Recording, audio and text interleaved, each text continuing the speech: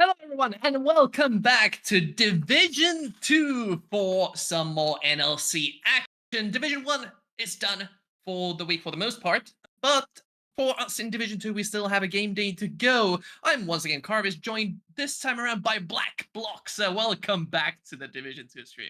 Oh, it's been far too long. This off season was just long and dull, and I don't know what to do with myself without League of Legends to be talking about. So I'm so excited for it to be back, and the games we've got today look super exciting. So what a welcome back into the NLC.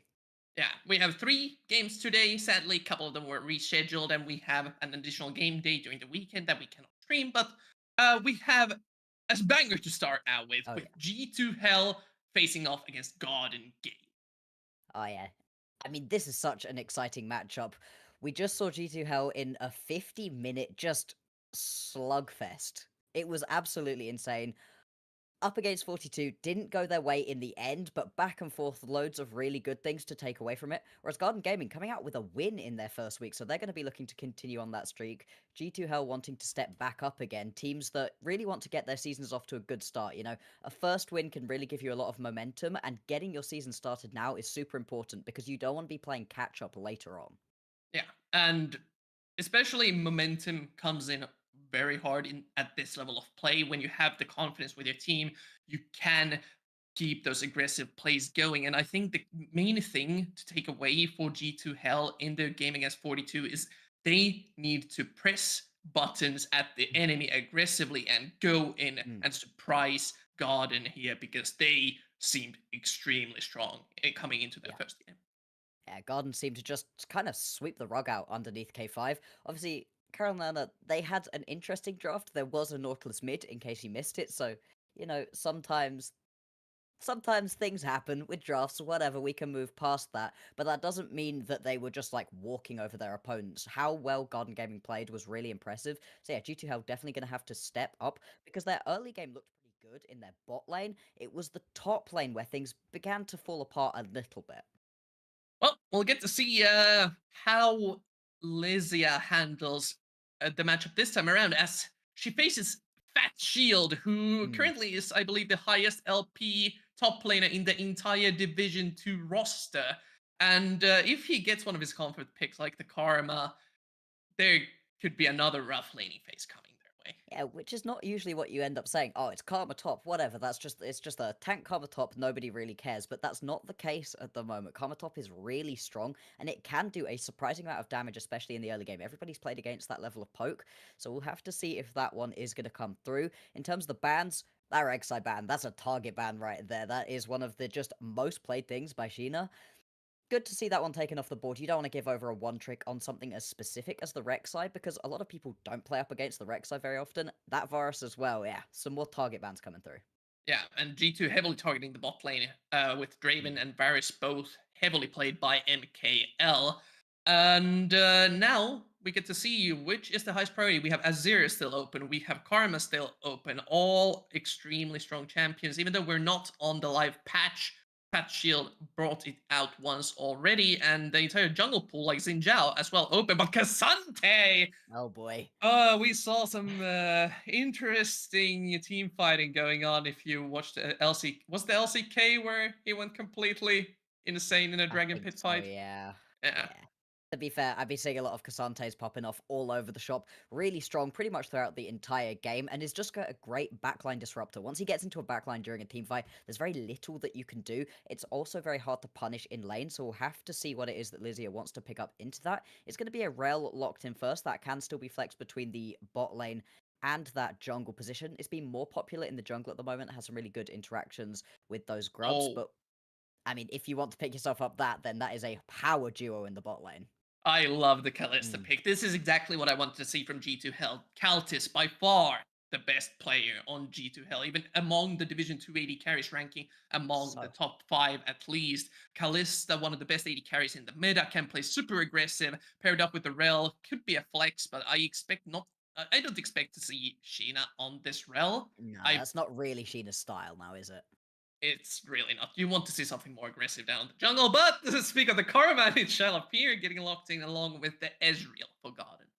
Okay, interesting. It would be interesting to see as well. I don't know if Ericsson plays any Cassante, because if you could put the Cassante into the mid lane, just absorb a lot of pressure, put that Karma up into the top lane, it at least gives you a lot of flexibility until the later stages of this draft. If you do just want to take that Karma alongside the Ezreal, it's a really good lane into this Kalista, because you can just sit back, poke a ton, stay away from her pretty much is all you want to do. With the Ornn locked in as well, that top side, Cassante, Ornn, there can be kills in that top lane. If you get a jungler up there, things can get a bit explosive, but you're more looking to get through that laning phase and join in with those skirmishes around the grubs, around the herald, and then team fights is where both of these champions really pop off. So that means that the junglers can put a lot more focus into this bot lane. Mid laners too need to be careful. You don't want to get yourself something too immobile, because there could be a lot of free time for junglers, especially on Garden Gaming side. Do you want to gank a Cassante? Do you want to gank an Ezreal? Not necessarily. Mid lane could end up being that focus. Also, jungle now being focused out by God and making Mm. sure that the backline access onto the Ezreal is minimal. Nocturne being one of those that can easily stick to that AD carry, and the most played solo laners banned out from G2 Hell. The flex picks are still available. This Karma could go anywhere. This Cassante, both solo lanes happy to play it. So still danger there in the name of counter picks. I wouldn't want to play Ornn versus Aatrox, at least on the level of Fat Shield. Now, for the final ban, another Right. jungler. Yeah, just going to be a lot of focus right here onto Sheena. Could still take the Rel. Obviously, it works so well alongside this Callista, so you don't necessarily want to take it away, but, there is still plenty of potentials right there. We'll have to see which direction they want to go. And G2 Hell right now, they've got a lot of early power. They've got that late game insurance through this Ornn. Nico, something that has slipped through the bans, been seeing that taken off the board quite a lot. No, instead, going to be the Orianna again, going for that team fighting. This 5v5 team fighting is incredibly scary out of Hell. It is. This is another one of those compositions that heavily rewards team coordination, and that is Mm, what G2 Hell has. They've played so long together, only the mid laner has recently changed, and mm, they can execute these. Well, I just want to see them pull the trigger. And mm. with Lysia being on the Ornn now, they have that long range engage they're so Yeah. used to playing. Previously, when I've casted them in, for example, Division 3 of the NLC, this is the type of composition that they shined on. However, Garden, the Xin Zhao somehow escaping it all the way to blue 4. Yeah. That's a power jungler right there. If you can get that jungle rolling during the early stages of the game, you can absolutely take over. You do just have to be careful that a lot of these bruiser-esque builds are just not as strong now. You have to lean more into either damage or tank. It's a lot harder to be both damaging and tanky, and so depending on which way you go, you can get blown up quite quickly as a Xin Zhao. You have to position very carefully, but if you're able to do so, just incredible amounts of damage that you can lay down for yourself. LeBlanc also going to be locked in to make what is quite a pokey long-range composition out of Garden Gaming. Gonna be the Viego as the final lock-in for that jungler, a bit of extra early power that can teamfight very effectively too. And once you get that first kill with this G2 Hell composition, that's where things are just go, go, go. But who is that target? Because the Ezreal and the LeBlanc priority targets are very hard to catch. They do have a ton of mobility on the side of Garden. It'll be up to catching out the Xin Zhao or the Cassante going in a little bit too deep and then executing it with the Callista Viego. Crap ton of damage. Mm, I was just I'm so happy with this Viego lock-in. mm. They were hovering the Bard for a moment. You're not gonna have damage if you lock that in. Yeah, The nope. Viego fits the composition perfectly, and in some situations can even be a ball carrier for Orianna coming out of stealth with the Heartbreak hold. Yeah, you can. It's just a really well-rounded composition. It's the kind of composition that I really like out of teams where you've just got yourself a big tank in the support and the top lane, a control mage in the mid, and then plenty of damage through the rest of your lanes. I like the way that this composition is focused, but if Garden Gaming can play their composition effectively, the amount of range that they're able to play from, and then you pull the trigger with that Xin Zhao, I like that too, but it all depends on those solo lanes being able to get ahead. Because a LeBlanc that can one-shot a Callista, perfect. If you're not in that position, if you have to spend a while there, Callista has more than enough damage to be able to just rend you down. You can also bring that support in as well through the ultimate, so you have to be careful to not fall behind, I think, with this Garden Gaming composition, especially when that is that Ornn up in the top lane for Lizard. Because if you fall behind too far, there's just that scaling that you get out of the ornaments that you just can't compete with. Yeah. trying to avoid falling down behind against Callista, Rel, Mm. and Oriana could be a challenge with the Ezreal Karma lane. Ezreal, even though he's super strong at the current moment, still needs a couple of items to properly start to be a danger and a threat in team fights. So interesting angles for both teams to play around. We'll get to see when we head to the Rift how it turns out. What do you think? Who has the initial advantage? In terms of just straight up composition, I do prefer that G2L composition. I think that it's just a solid overall composition that's got good early game power in a couple of lanes, great late game scaling too, and works around team fights, which is often what you need if your team coordination maybe isn't all the way there. Just having a big go button that is the shockwave, that is that Ornhorn, both of those things you can just say, hey, we're going in now, and then you go. I think that can be perfect, but I just worry that the skill ceiling on this Garden Gaming composition is higher, and because we know how strong Garden Gaming can be, if they're able to execute up to that, then there's a definite possibility they could be walking away with a second win. Yeah, sometimes you have to talk with the nameplates off. Sometimes you have to turn them on as we head to the Rift for today's Game 1 between G2 Hell and Garden Gaming. Both teams heading out, and Garden seems to be up to something here. Yes, they are. All of them down into the bot lane right now. Going to be sneaking right on into this bush. The only possible target is Colombo, who's chucked down the ward, walked away, going to spot out this entire composition and just walk themselves away. So nothing too interesting going to happen right here. Everybody backs off, but you do get a lot of vision down, and it does mean that G2 are able to walk in, get themselves some vision back, and are going to be well aware now of where Bash is starting up. Again, the early game information trade is always nice to have. You get to confirm how to play both sides of the map, depending on if there's a dive danger, if there's a volatile lane. I still think that the only volatile lane per se is the bot lane that has the Callista Rel with double combat summoners. I would say so too. If you can get on top of this Ezreal, or more importantly, this Karma, you can blow her up incredibly quickly. And we've all seen what can happen once you get a Callista that gets a couple of kills and just starts getting ahead. It's very easy to roll through and just destroy whatever is in your path. And there is only really Fatshield in the top lane who is a big tank who can stand up to this Callista if she gets going. Everybody else is going to die very quickly. You'd have to pop the ult as Bash to be able to survive for particularly long with the Callista's focus on you, but obviously it's all about how you position during team fights on the Callista, because if you get caught, you're incredibly squishy. The catch just has to happen though, and if you think about just hard CC, it's only the Xin Zhao and K'Sante, and with the Xin Zhao, as we already talked about, packing from the top side, these level 2 trades could go haywire if you're not careful. Colombo already having to burn the flash. A bit of an overcommitment there with the W, not respecting the damage potential. Karma, one of the better lane bullies, similar to Lulu early game. Yeah, you can just step up in that situation and just poke out so much. You've got an Ezra who's also incredible at poke. And with that Comet too, just the amount that you can lay down constantly can be incredibly oppressive. You can see it in this mid lane as well, and this is what you are going to want to do as Garden Gaming as you go later on into this game. Sure, in your individual lanings, you're just trying to get that poke off to give you a little bit of lane pressure, but once we get around these objectives, it's a full all-in composition out of G2, whereas you're just looking to poke down the enemy to well below half health as Garden Gaming, and then you can pull the trigger with your Xin Zhao, with your K'Sante. You don't need to go in until everybody is quite low health first, and it means that you're a lot less pressured to get into an objective first and set up vision. If you can do it, perfect, it allows you to land that poke easier, but you're not so badly positioned if you don't get in first, where G2, they just have to walk in blind because you have to get that engage off first, rather than just the poke you can put down as Garden Gaming.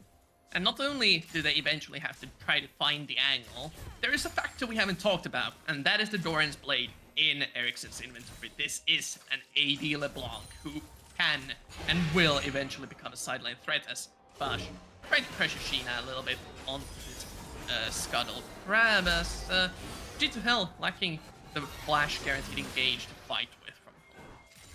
Just going to concede that one away. That does now mean that Top Scuttle is just available. It looks like Bash is just going to sprint up through mid lane, pick up that one as well. And getting this a little bit later on too is brilliant because it gives you that vision right as those grubs are going to be spawning. A little bit of extra speed up too, just really helpful for fighting around these initial grubs. A boost you can really use.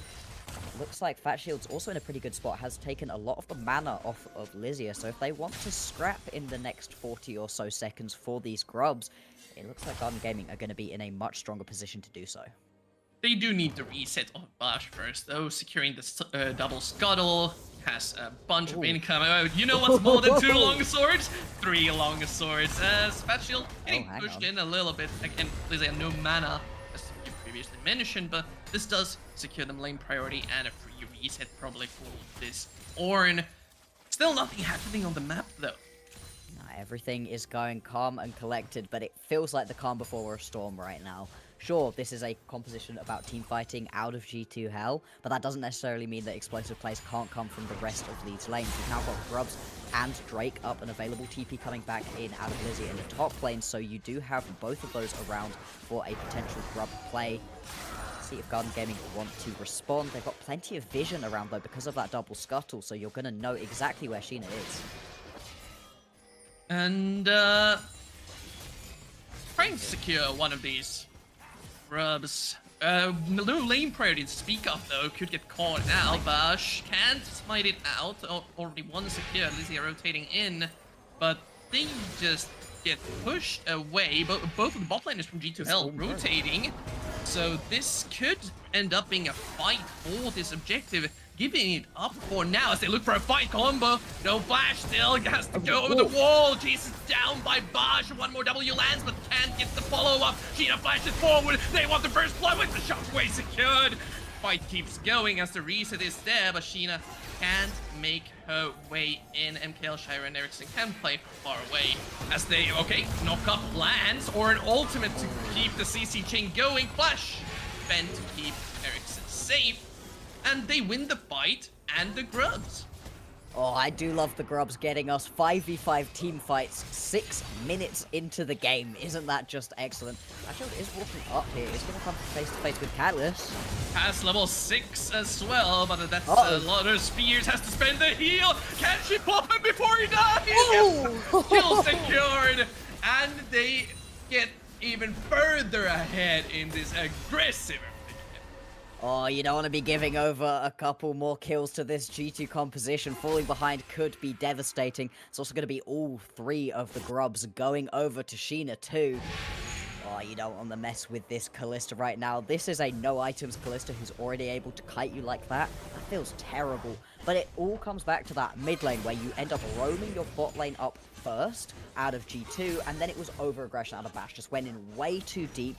Getting the flash out is perfect. Flashing over that wall yourself was over-aggressive out of Bash and got caught in no man's land, taken out, and that just gives full priority of those grubs over to G2 Hell. They played it really well. The shockwave, especially out of Shah, was just beautiful. And this is the team coordination that we talked about in draft, where they have the game plan, they have the macro to make these plays for the early game. They knew that their composition is stronger these early levels with the Kalista, able to pump out DPS as Israel's still looking for his items. It's just really, really nice early game play, but the gold hasn't moved too much still. Only a 400 gold difference, mostly in the mid lane and the jungle, as Sheena and Shah looking pretty good going into this upcoming Dragon fight. Yeah, this is the kind of position that you want to be in right now. Don't fall behind to something like a LeBlanc who can just begin to burst you out in one shot. Oh, hang on, that was a little bit risky right there. This remains a little bit risky. Sheena is bombing it down to this bot lane, but you're just getting pushed out. That poke out of the Karma Ezreal lane really coming into fruition. And through all of those plays that were going on, the kills that ended up going over to G2, that is 2 turret plays well on the way to 3 into MKL's back pocket. You don't want to fall behind to an Ezreal because this champion really does scale in terms of how well you can get on top of him, and it's pretty hard to get on top of the Ezreal with the composition that G2 have right now. Dragon, I believe, is started up now by Bosch. Just getting it done with Shiro. I don't think G2 Hell has a way to contest this. Even with the strong mid jungle duo. The priority is just so difficult to get hang off with Ericsson constantly shoving the wave in with empowered fleet footwork auto attacks, the poke coming from the bot side, as you said, Kals is forced back. It's annoying to deal with, even with. It certainly is.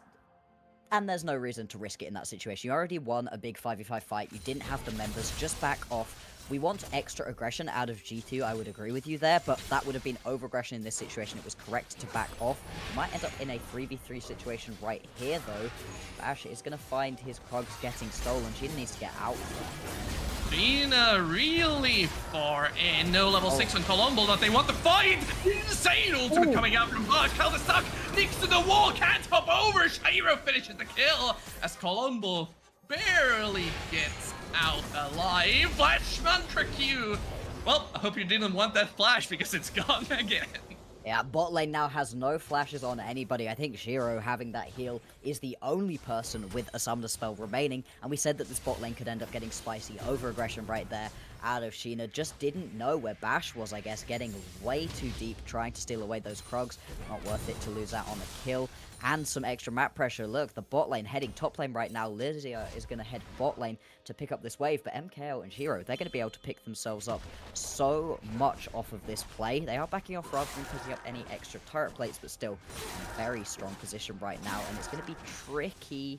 Okay, they do end up swapping the bot lanes around. I was going to say, if you send that bot lane bot right now, Lydia has a terrible time under the tower, but things are just going to swap around completely. That does mean that Cutlass and Colombo did manage to get themselves to that top lane a little bit earlier on, so they're going to get that fast track to these blocks.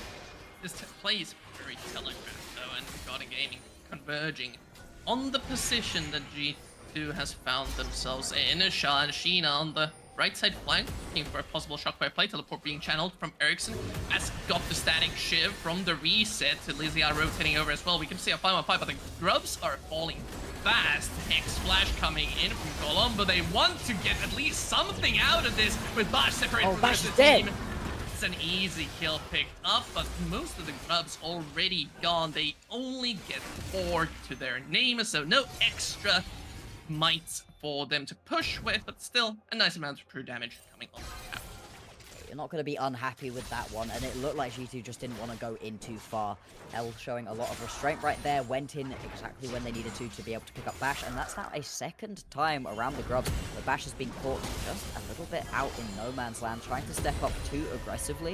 And this is what I was saying during the draft phase. You don't get to be as tanky anymore alongside your damage. With the build that you're going right now as Bash, that Tiamat is incredibly expensive for what it gives you, especially compared to what the item was previously. Previously, you felt pretty tanky with it, as well as dealing a good chunk of damage. Now, it just feels like you have the extra damage because of the active, but a lot of those tanky stats just aren't there. The build path, it doesn't lean towards making you a threat that can stick around on the backline for a long time.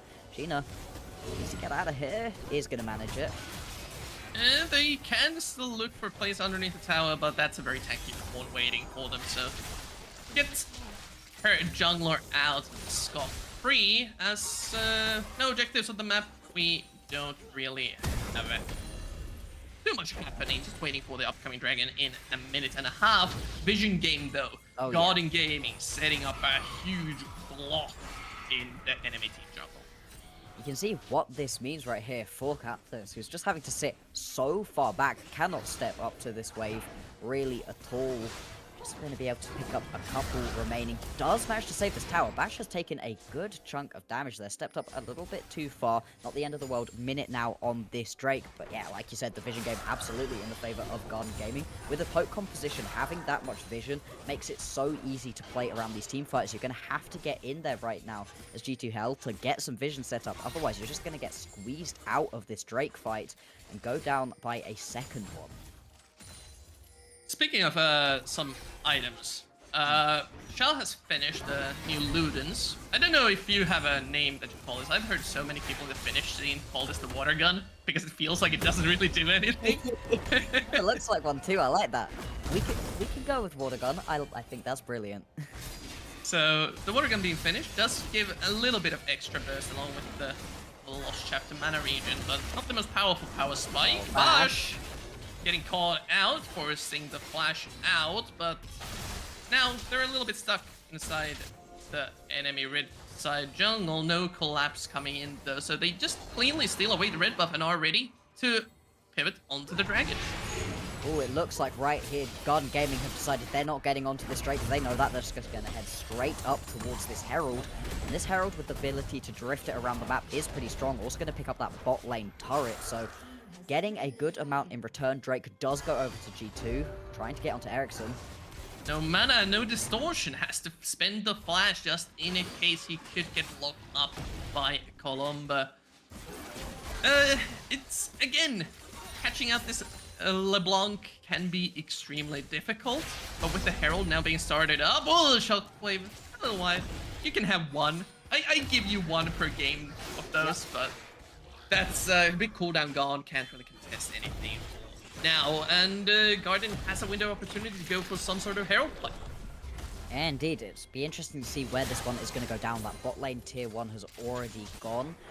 Mid lane has a decent amount of health there, but still, getting that one down would be huge for just map presence. As you see, Calvin is going to pick themselves up this bot lane turret too. This Callista is beginning to get online, should be getting that first item completed on this next recall, and is going to be in such a huge position to be able to weave their way through these team fights and try to pick up a couple more kills. It has been a lot of kills going over to other members so far. Shah is super strong right now. Like you said, the water gun doesn't feel like it does that much, but the shockwave is still going to be hurting a huge amount. Mid lane tier 1 turret does go down. I don't think it's going to get a second charge off. No, indeed. No. Just going to go down. I don't think Herald charges anymore without some fighting, it doesn't. Nope. It just wanders slowly up to the turret. So, with the mid lane, outer tower gone, Garden has a bit more room to look for aggressive plays with, but they seem like they want to scale up just a little bit. No more mana yet on the Ezreal, no second item on the LeBlanc, only has the static shift to set up wave clear and lane priority, and Kaltis feels herself as Ericsson takes a huge chunk once again. If they could set up some sort of an aggressive play onto this LeBlanc and start cracking down the outer lane towers from top, it would be huge for G2. Yeah, it really would be. You need to get that map presence unlocked right now because of all these outer turrets that they've lost and Garden Gaming hasn't. Just means that they're not able to move as freely around these potential objectives. Obviously, we've got nothing on the map right now. Drake's going to be a couple of minutes away. Baron quite a while in the future, so it'd be interesting to see what G2 Hell are going to look for right now. They've got their bot lane in the top side trying to pressure onto this turret, but we've got plenty of wave clear out of this Karma and Ezreal. Something's going to have to give. Where is that going to be? Bash almost gave away another kill because he was trying to secure the blue buff for his team, and yeah, Fat Shield and NPL are the targets. They have the shockwave set up, but that is a very tanky Kazante. Columba getting dragged down underneath the tower. Half HP. No! Oh, no! Deltas being caught out again, dragged into the enemy team, peeling away, losing their support. Lazia with the Orn ultimate can't even get a knock-up. Kaltis one auto away, barely escaping with the power of the shields, but the top lane not so lucky. Lazia falls 2 for nothing for Garden. Oh, it was a big... oh, hang on, Ericsson. Gonna go over the tower. No. Nope. Oh, whenever a LeBlanc is hunting like that, it's always a little bit scary. They'd also lose all of their jungle out as well in the bot side. Garden Gaming getting an absolute storm right there. Despite the fact that that was a G2 engaged play, they wanted to find something. They were getting antsy. Looking around the map, they'd clearly heard what you were saying, Carvis. Wanted to get something done, but that was not the play. Trying to go all in onto a Cassante who has the all out is never a good idea, and we saw that with you nearly losing out onto Colombo immediately, and then Cactus just gets caught out and has to run for her absolute life. It's all in the positioning. Just a small error can instantly cost you a team fight, and Garden players well experienced enough to punish those on a short notice, and the timing window starting to get smaller for G2 Hell to make aggressive plays around the map as LeBlanc and Ezreal both approaching this ever so critical second item. Yep. They are in incredibly strong positions, and it just doesn't feel really like there's anything that Hell can do until they get themselves into an actual objective team fight. With one of those coming up in less than a minute's time, though, we'll have to see what happens here. Red buff going to be stolen away again. G2 have been pretty good at nicking away these buffs, to be fair. Big push going on in the mid lane right now. Pings, though, looks like G2 are looking for something again. But Shield has teleport up if he wants to look for a fight. They now see Sheena and Columba advancing. Ericsson nowhere to be found, though. If they could get the Ezreal, would be huge, but double hop away. Cassante now the only one left even nearby the enemy team. With the Dragon spawn, though, they can start moving towards the objective. They might lose a top lane tower or two, but moving closer to the Soul Point may be worth it in the long run. Part of the reason that it felt like G2 ended up losing out in that game versus 42 was that they ended up being down the Soul and then down that Elder buff. So getting these Soul Points, extra stats, just move around the map a little bit quicker as well with these clouds. Sorry, be a little bit tankier with these Mountain Drakes. All of that just can add a little bit extra to your gameplay. Lizia caught between this tower and a lot of enemies. Has friends on the way though. Columba and Shah have the wombo combo. If they can make it far enough to use it. No, not the Samurai. Enemy's a little bit too fast at running away, and as Shira and MKL just keep on cleaning up the mid wave.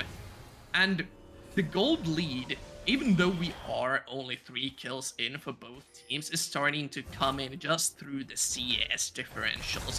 While G2 has been looking for these grouping up plays, constantly keeping all of their members safe and trying to punish Garden for overextending, they have been losing out on a small bit of CS when it comes to the top lane and the LeBlanc just roaming around, and MKL constantly being at a late farm. It's just beginning to widen out right now. It's not getting to the point where you are particularly worried, of course. Barely 2,000 of an advantage for Garden Gaming, considering how crazy it's been. The fact we've only got 3 kills apiece feels like there should have been a lot more. Yeah, things are still close enough. You're at level 12 for Lizia, so a little bit until we start getting those ornaments coming through. That could be a pretty big swing point. And to get one of those onto Caltus, that is a huge place that you can try to play around. It looks like another bit of aggression going on to Fat Shield. That is a hard target to get, though, as Columba getting dragged once again near the tower. We saw that once before. Not a fun time. And again, making the aggressive plays attempt is there, but they don't have the damage to take down a target like the Cassante, who has the Candy Crooked, who has the Ice Ball gone. Will be so difficult to kill. Yeah, if Caltus isn't there, nothing is going to kill this Cassante. No, it really isn't, and we've got more items coming through. Oh, they're going for him again. Let's see. You've got Caltus with you. If she can just sit there and auto-attack, you can kill, but it's going to take a while. Not only Caltus, Sheena is there as well with the Kraken Slayer, so the damage certainly can be done, but the dash is coming out. Batshield running away for dear life. The spears are stacking. Caltus with a rend isn't able to secure the kill. Gets out as his team is forcing it down mid lane. Mid inner tower surely will fall, and another play thwarted by Garden. You just can't get through this Cassante. So dang tanky. Needed another rend to be able to come out from the Callista that you just didn't have available, and spending all of those resources and time top lane to just lose your mid lane turret and not even pick up a kill onto the Cassante is pretty devastating. It feels like G2 Health don't know what they can do on the map, and to be fair, I agree. If they sit in a 1-3-1, they end up getting pushed in by all of the poke that you've got. You can't deal with the Cassante on the side lane with less than 3 members. You really need to take 4 to be able to kill him. And it seems like Garden Gaming are well aware of this and are playing the map really effectively. They're just getting around into places where G2 Hell aren't, pushing turrets and beginning to widen out this gold lead even more. It's at about 3k now, so it just keeps widening bit by bit. It's all you really need as Garden Gaming. They're in a very strong position. Garden just feeling quite strong coming into this mid game just due to the power spikes coming in. The Ezreal, we haven't really seen participate in a team fight full power yet, and I think this... Yeah, those items are looking very scary, and in a minute and a half, there's another Mountain Drake. We have got another objective coming up. Obviously, the Baron has been around for a little bit right now. Nobody really looking to go for it. The Baron take is very fast and strong on G2 Hell, but they've not been in a position to really go for it when they're straight up losing 5v5s, which is not what you want. With this composition, you should be able to win out on those 5v5s, but a couple of these Lizia ults have just not quite been landing onto as many targets as you want. Same thing with a few of those Shash shockwaves. If they can turn that one on, that's the way that this composition can really come into its own and win out on a big team fight. It is always a possibility. There's a bit of tension now forming onto the map as the ever so often mentioned dragon is about to spawn. The vision game still favoring Garden due to the scuttle being taken. And Ericsson just being an absolute menace. Yep. Bleeding out on objectives right now. This gold is going to balloon to a point where it gets incredibly scary for G2 Hell. They're around this objective. Ericsson does have the teleport, so it's going to be a 5v5 scrap.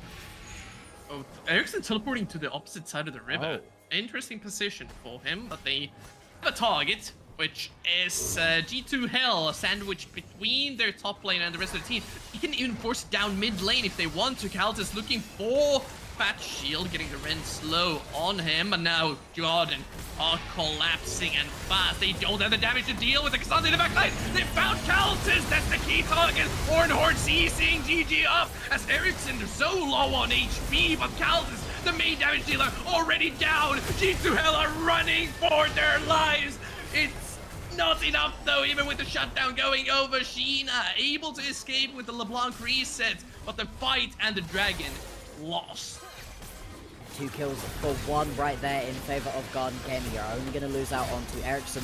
Sure, it's a pretty big shutdown onto Sheena, but you lose out on so much right here, and you just can't deal with this Cassante. We knew the Fat Shield was one of the best top laners, but he's really showing it right now.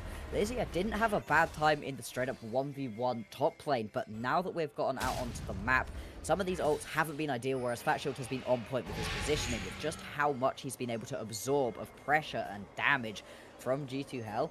It leaves Garden Gaming, the rest of their members, pretty much free to do what they want, to just sit pretty and deal the damage where they need to, and you can't lose Kaltis that early on during that fight. That is the main source of your damage for Hell, and with that gone, there's nothing you can do.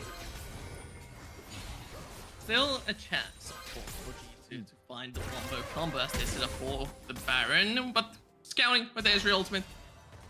Garden are just aware that G2 doesn't really have the damage to go for a fast Baron take. Instead, they choose to send Cassandra and LeBlanc to the side lanes and keep the pressure up.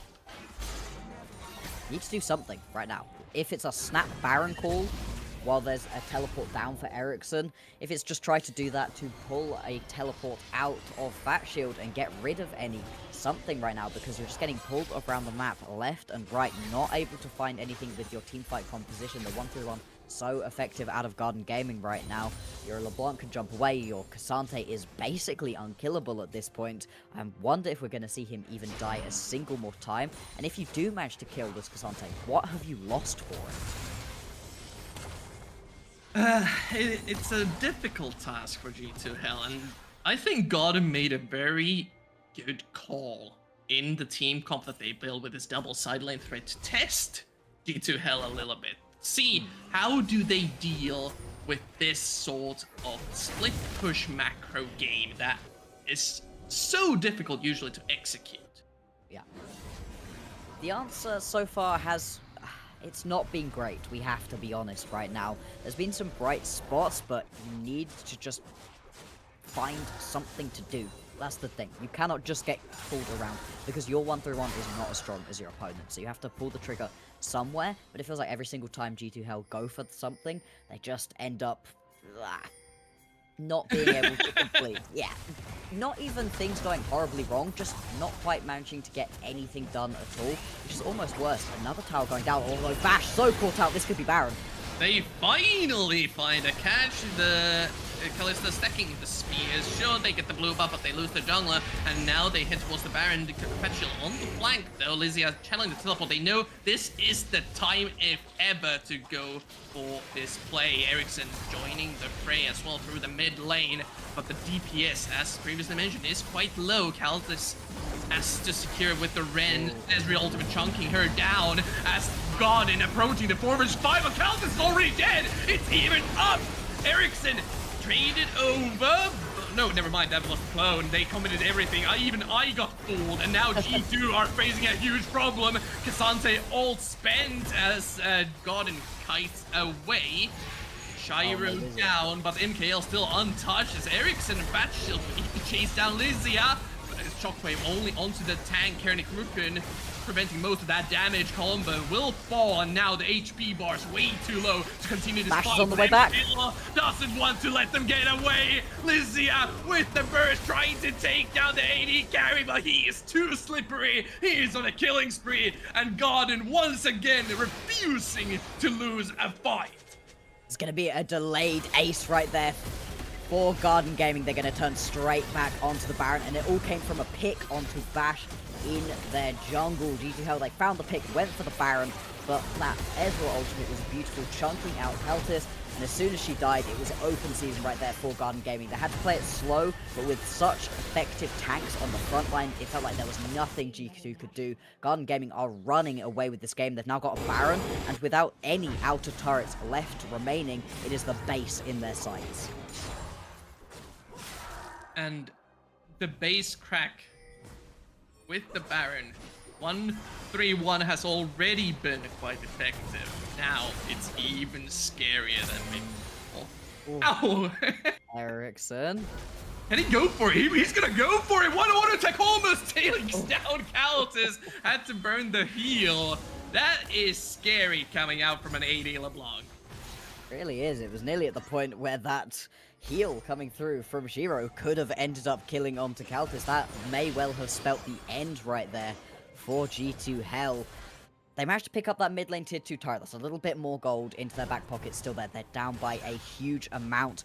Next Drake has spawned, is available, but I don't even know if Garden Gaming are going to go for that one. You just want to press forwards with this Baron buff, take down these base turrets, crack it open, and see if you can win this game. It'll be a huge win for Garden Gaming. 2 in a row, a really good start to their NLC Div 2. Small gold influx from the top side tower. Shah taking that out and channeling the teleport onto the spot lane. They spend the Ornn ultimate hoping to catch someone out, but now Ericsson on the sidelines taking a combo to half HP. Sheena struggling to defend the middle tower. G2 Hell separated, can't really hold on to their structures nor their lives from the looks of it. Lysia getting backed all the way into the enemy team, and once again trying to snipe her down, surviving to get to the fountain, but now the Nexus towers are, well, defended for now. Both inhibitors down. The objectives are still on the map. Yeah, 2 inhibitors down. It's just huge. They're going to be able to walk back and pick up this Drake. Soul point for Garden Gaming. I don't even know if we get another 5 minutes into this game with these powered minions. With these inhibitors down, pouring super minions into the base. Can you even step out for G2 Hell? They've been trying to find plays this entire game, and it's just never quite worked out. On that one, Lysia trying to find a snipe with that Call of the Forge God just doesn't quite work out, and what can you do? That being said, G2 Hell have left their base, possibly looking for a pick right now, pinging onto Ericsson. That's a hard target to try to get on top of. It indeed is.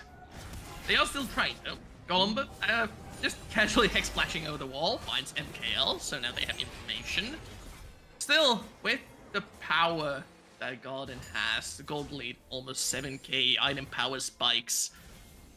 There's more than I can even mention. If you look at the gold, the carries especially so far ahead. Even the AD LeBlanc chunking down Shah with just an auto attack and a spell. This final inhibitor tower defense is going to be critical. You cannot lose this one. If you lose this inhibitor, it's game. You don't really come back from that position. You've got Ericsson pushing into the base right now. Shah trying desperately to defend and is having a real struggle with these minions. And look how quickly Ericsson is able to chunk down these towers.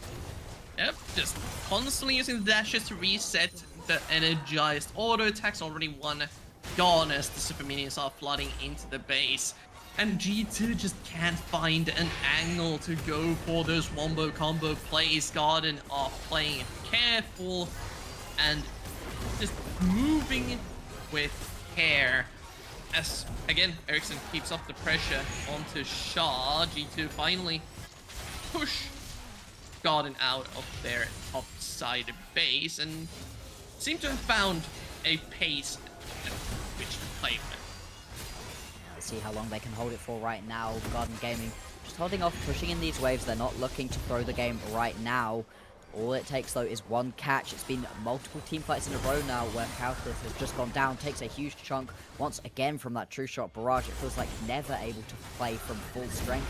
This top lane turret continues to get chunked, but the base defense is good so far. You've only got one Nexus turret remaining, though. It, even with one Nexus tower, your Nexus is still safe though, so if they can keep this up, defend against the siege from Garden, they do have a bunch of income flowing their way constantly from the two open inhibitor lanes, but with only half HP left on the tower, Colombo wants to go in, but there's no one more combo left! Babash peels everyone away, he's still surviving underneath the tower as the fight keeps on going. LeBlanc's trying though.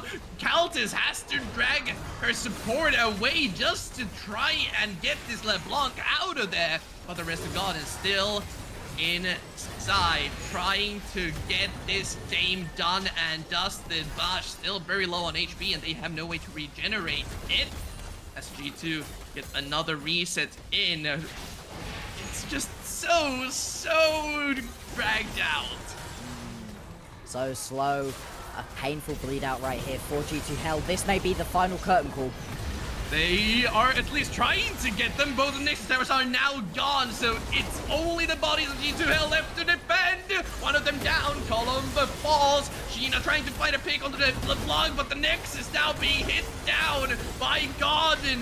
Lysia, way too far up, will die to MKL. Still, just an absolute domination in the later stages of the game from Garden Gaming going up 2-0. On Gaming looking really strong. I like the way that they played. This game was super close. For the first 15 minutes, back and forths, nobody got a grub advantage. It was one apiece on the Drakes. Whenever kills went to one team, kills went to the other team. And then all of a sudden, it felt like over-aggression out of G2 Hell, the Garden Gaming just capitalized on. They never got caught out, despite the fact that G2 Hell were trying to find picks in the mid lane, top lane, wherever they could. Never ended up happening. And man, oh man, was that Cassante one tanky boy. I mean, damn. He indeed was, but I wouldn't even call it over-aggression from G2 Hell that got Mm. punished. It was necessary aggression because, True. well, you have a Callista, you have a Diego, You have to you get don't something want... done. You have to get something done because Callista will eventually fall off the cliff that she's known to every now and then hop off of. Mm. It's just the defensive play coming out from Garden Mm. just shut everything down. And once it got to the phase where in the mid game they had two items Yeah. on both of those side laners and the Ezreal in the mid lane just holding down the waves, it was hard.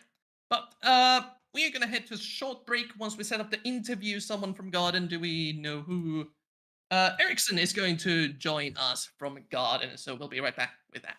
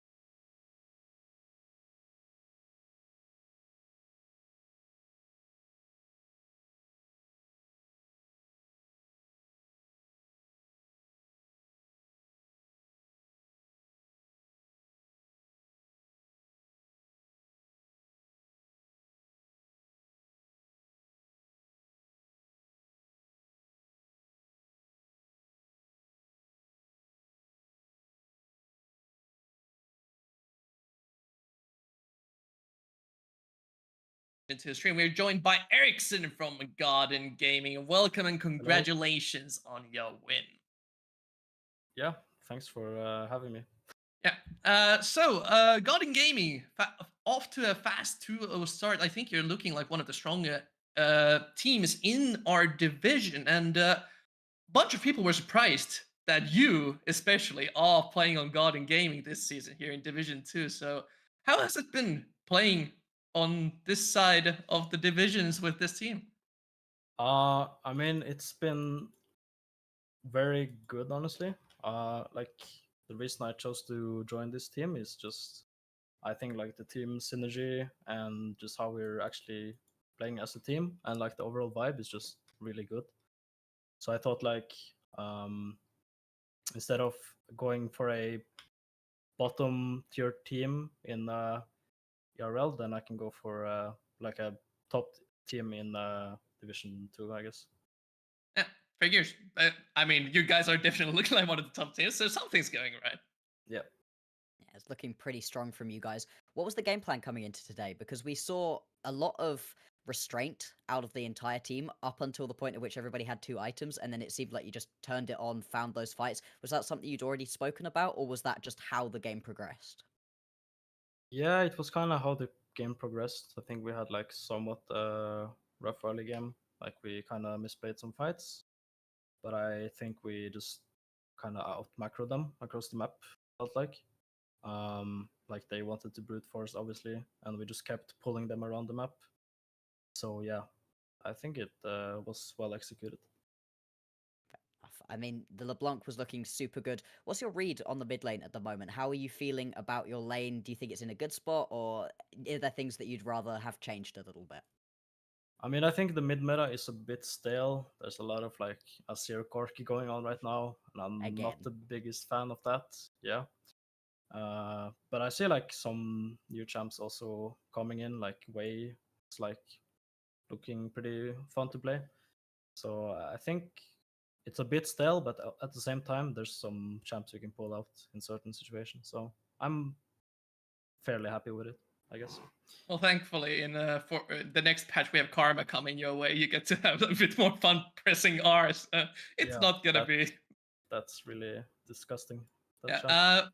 Finally, what's your expectations for the season? I know this is a bit of a cliche question, but as you said, you aim to be one of the top teams. Are you feeling threatened by any of the teams in Div 2, or? I mean, I'm actually surprised, like looking at some of the names in this league. So it's kind of higher than I expected, I guess. But yeah, we're for sure aiming to just win it all. So I'm looking forward to playing the other strong teams and see how we match up. We are looking forward to that as well. Thank you so much for joining us for this quick interview. We'll be right back with our game 2 of the evening after a short break.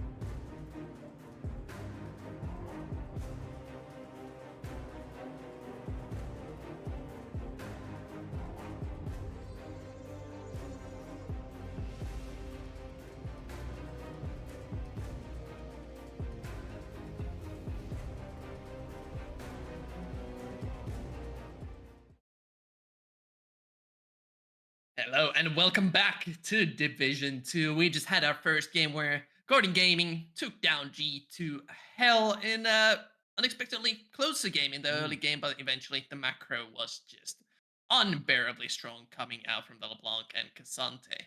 Oh yeah, it looks like Garden Gaming are gonna be one of our absolute strongest teams. I'm really excited to see them up against a couple of other teams that have been looking pretty strong. Which we've got one of those right now in Chaos. Chaos have been looking incredibly strong so far. Obviously, we've only seen one game, but just looking at the roster too, I really like what they're putting down. Yeah, and Gauls, as it's pronounced, has most of their RPS core still there, Mm. with Certified and Reflect both there from the runner-up squad. So it's looking like an upgraded version of the RPS roster, which already was really damn good. Oh yeah, and it's just nice to see teams stick together for a while because that's something that you don't get often at the start of a split, where all of these teams have got brilliant players, but they've never worked together before, and you're just sat there like, individually, awesome. Once you get out of your lanes, no, nobody is talking to each other. Nobody is moving together correctly. So having a team who has been together for so long, it gives them that extra level of macro that's just really nice. You are up against a Carolina squad that has a lot of members that we've seen around before, but it feels like new members, same old K5. They had a Nautilus mid last time we saw them. Yeah, and K5 pretty much completely revamping their roster from the previous season, as you said Mm, previously, Bosch, now on a different team, with overall low data on most of the players. I was doing some research beforehand, and they are all fairly new to our mm, NLC region, so they could pull out some surprising stuff, just like the Nautilus. yeah. Crisp and Wantage in the mid and the jungle. I've seen them around a little bit, but not so much. Is that a sad face at the Corky ban? Are you Yes. You might be the only person who wants the Corky, because when you get the Corky, you get the Azir, and most of us normal folk, don't want that, but sure. Enjoy your boring mid lane matchup, as we see actually a lot of focus onto some of these APCs. Hue getting taken off of the board, as well as that Karma. The fact that she's getting buffed in the next patch, we are not on the patch where she's been buffed and she's still this prevalent in pick bans, says that she's going to be just ridiculous once we do move on to the next patch. Yeah, it's almost like buffing Karma Q that is already chunking people to half HP is a interesting decision, but we'll have to deal with it. Lucian also getting banned out. Not really surprising considering the AD carry you're playing against is certified random, Mm. who in the RPS showed great proficiency with it. Oh yeah, he's certified random, just looks so smooth, and you've got a lot that works really well alongside the Lucian at the moment. The Nami, the Milio, the Janna even, all three of those can look super strong alongside this champion, so getting rid of the Lucian takes out what is the strongest bit of all of those duos. We're going to see the Rumble locked in immediately. Should be a Rumble in the top lane. We've seen it used to great effect by some, and in other situations just not get a lot done. Uh, uh, Well, uh, uh, hmm? did you read the notes that I gave you earlier on? Because Drizenko is on the side of K5 who plays Rumble support. Ah. I did So not know that that. is a possible Okay. flex pick Yeah. coming out from K5, but they have left the Varus open though, which has Yes. found its way onto the ban table quite often. Yeah, because the Varus is just so strong. Lethality at the moment is in such a ridiculous position, and you just get to sit so far back as the Varus. The poke is insane. You can 1v1 pretty effectively with that ultimate as well. So, overall, it keeps you in a really strong position. And a lot of the supports, a lot of the Enchanter supports that we're seeing at the moment just work really well alongside. So we'll see what this second pickup is going to be. I'd be surprised to not see junglers picked up early on. Oh, No, instead, going to just straight up take the Ornn. It's a great matchup into the Rumble if you end up with the Rumble top lane. Whatever's top lane, Ornn is always going to be useful. this is interesting though, considering that Nijo is the top lane now for Gauss, who is so known for his Renekton. And ever since he was on UniQ in Division 1, he's just put out performance after performance. I think he played it in the one win that they already have as well. Mm. So putting him on the weak side Ornn, maybe giving signs of some cooking going on that Gauss is known for. Meanwhile, K5 sticking to the standards of Philios and Maokai being locked in. All right, Maokai jungle, not as strong as it has been in the past. You can still technically put it into the support or the top lane. There's a lot of flexibility. The only thing right now that we are certain about on K5's lineup is that the Aphelios is in the bot lane. Watch me say that, and now it ends up somewhere completely random. That would be very, very surprising, though. We'll see what Chaos wants to pick up for themselves, and it will be the Braum. Now, that's not something I've been seeing alongside anything recently, actually. Occasionally, when you're up against maybe a Karma Ezreal like we saw last game and you just want to block a lot, maybe even an MF, but into the Aphelios, you can do a decent amount with that Unbreakable. Still, he's not in this particularly strong position. The Brom is also a takeaway from K5 because they Mm, have the Ornn locked in fairly early, so you now don't have the shield to completely destroy the Ram true. coming in with full force. As we head to the second ban phase, they're of course going to start focusing down more priority picks, usually paired up with Aphelios is the Milio, increasing the range that already is quite high, providing some additional utility when it comes to cleanses. Just an overall strong enchanted support on this. Yeah, he's just in such a strong position. The Azir also gets taken away, so actually K5 are going to take both sides of that Corki Azir matchup off of the board. It does leave our mid lanes wide open right now. Fascinating to see where these mid laners want to go. Do we end up with another Nautilus in the mid lane out of K5? It would give you a lot of extra engage potentially, so, could be interesting. Not really expecting that though. Things like the Syndra Orianna still available, so some standard mid laners definitely still up. Yeah. Bard also getting taken away. And it's still quite open for K5 regarding where they want to take this team. As I said, they do have a Rumble support player. So Yeah.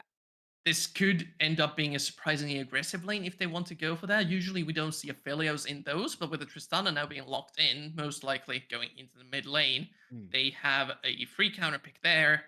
And, well, let's be real, the Maokai's most likely going into the jungle. Yeah. It would be a little bit surprising to see it anywhere else. Maokai support has fallen off from the high heights that it was at previously, so has the jungle version though. It's still good, it gives you a lot of extra engage, and that's something that you do really need alongside the Ornn. You are just going to get out engaged if you don't have something else that you can just press as an engage button, get yourself in. With this Akali locked in, though, that's some backline threat that I absolutely love to see, especially with the Varus in the game, because Varus can do so much damage from so far away, but it's not that hard as an Akali to get on top of that Varus, blow him up, and then that's a huge amount of the damage from Chaos just gone. Um, what do you finish off this comp with, though? This is going to be the reveal. Sejuani. Well, Sejuani? Sejuani top, Rumble support, Maokai jungle. Bran? Okay, well let's go on this side first. Let's go on this side first. Yeah. Because we've seen I- Reflect on this brand Yeah. quite often in the RPS.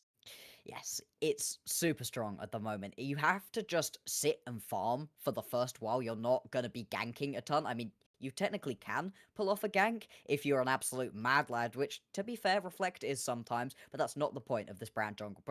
Jungle is just looking to get yourself to the point at which you're in the skirmishes and team fights, and then you just spread the fire. You can burn everybody down, and with this composition you've got right now with the Varus and the Tristana, you've got plenty of AD damage. You're going to be the only AP threat, and it makes building tank into this Chaos composition really, really tricky.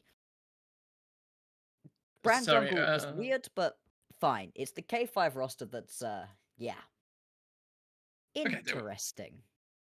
Solving a little bit of technical difficulties that I was having. So, yeah, this is an interesting draft. We have to see where K5's members end up to confirm anything.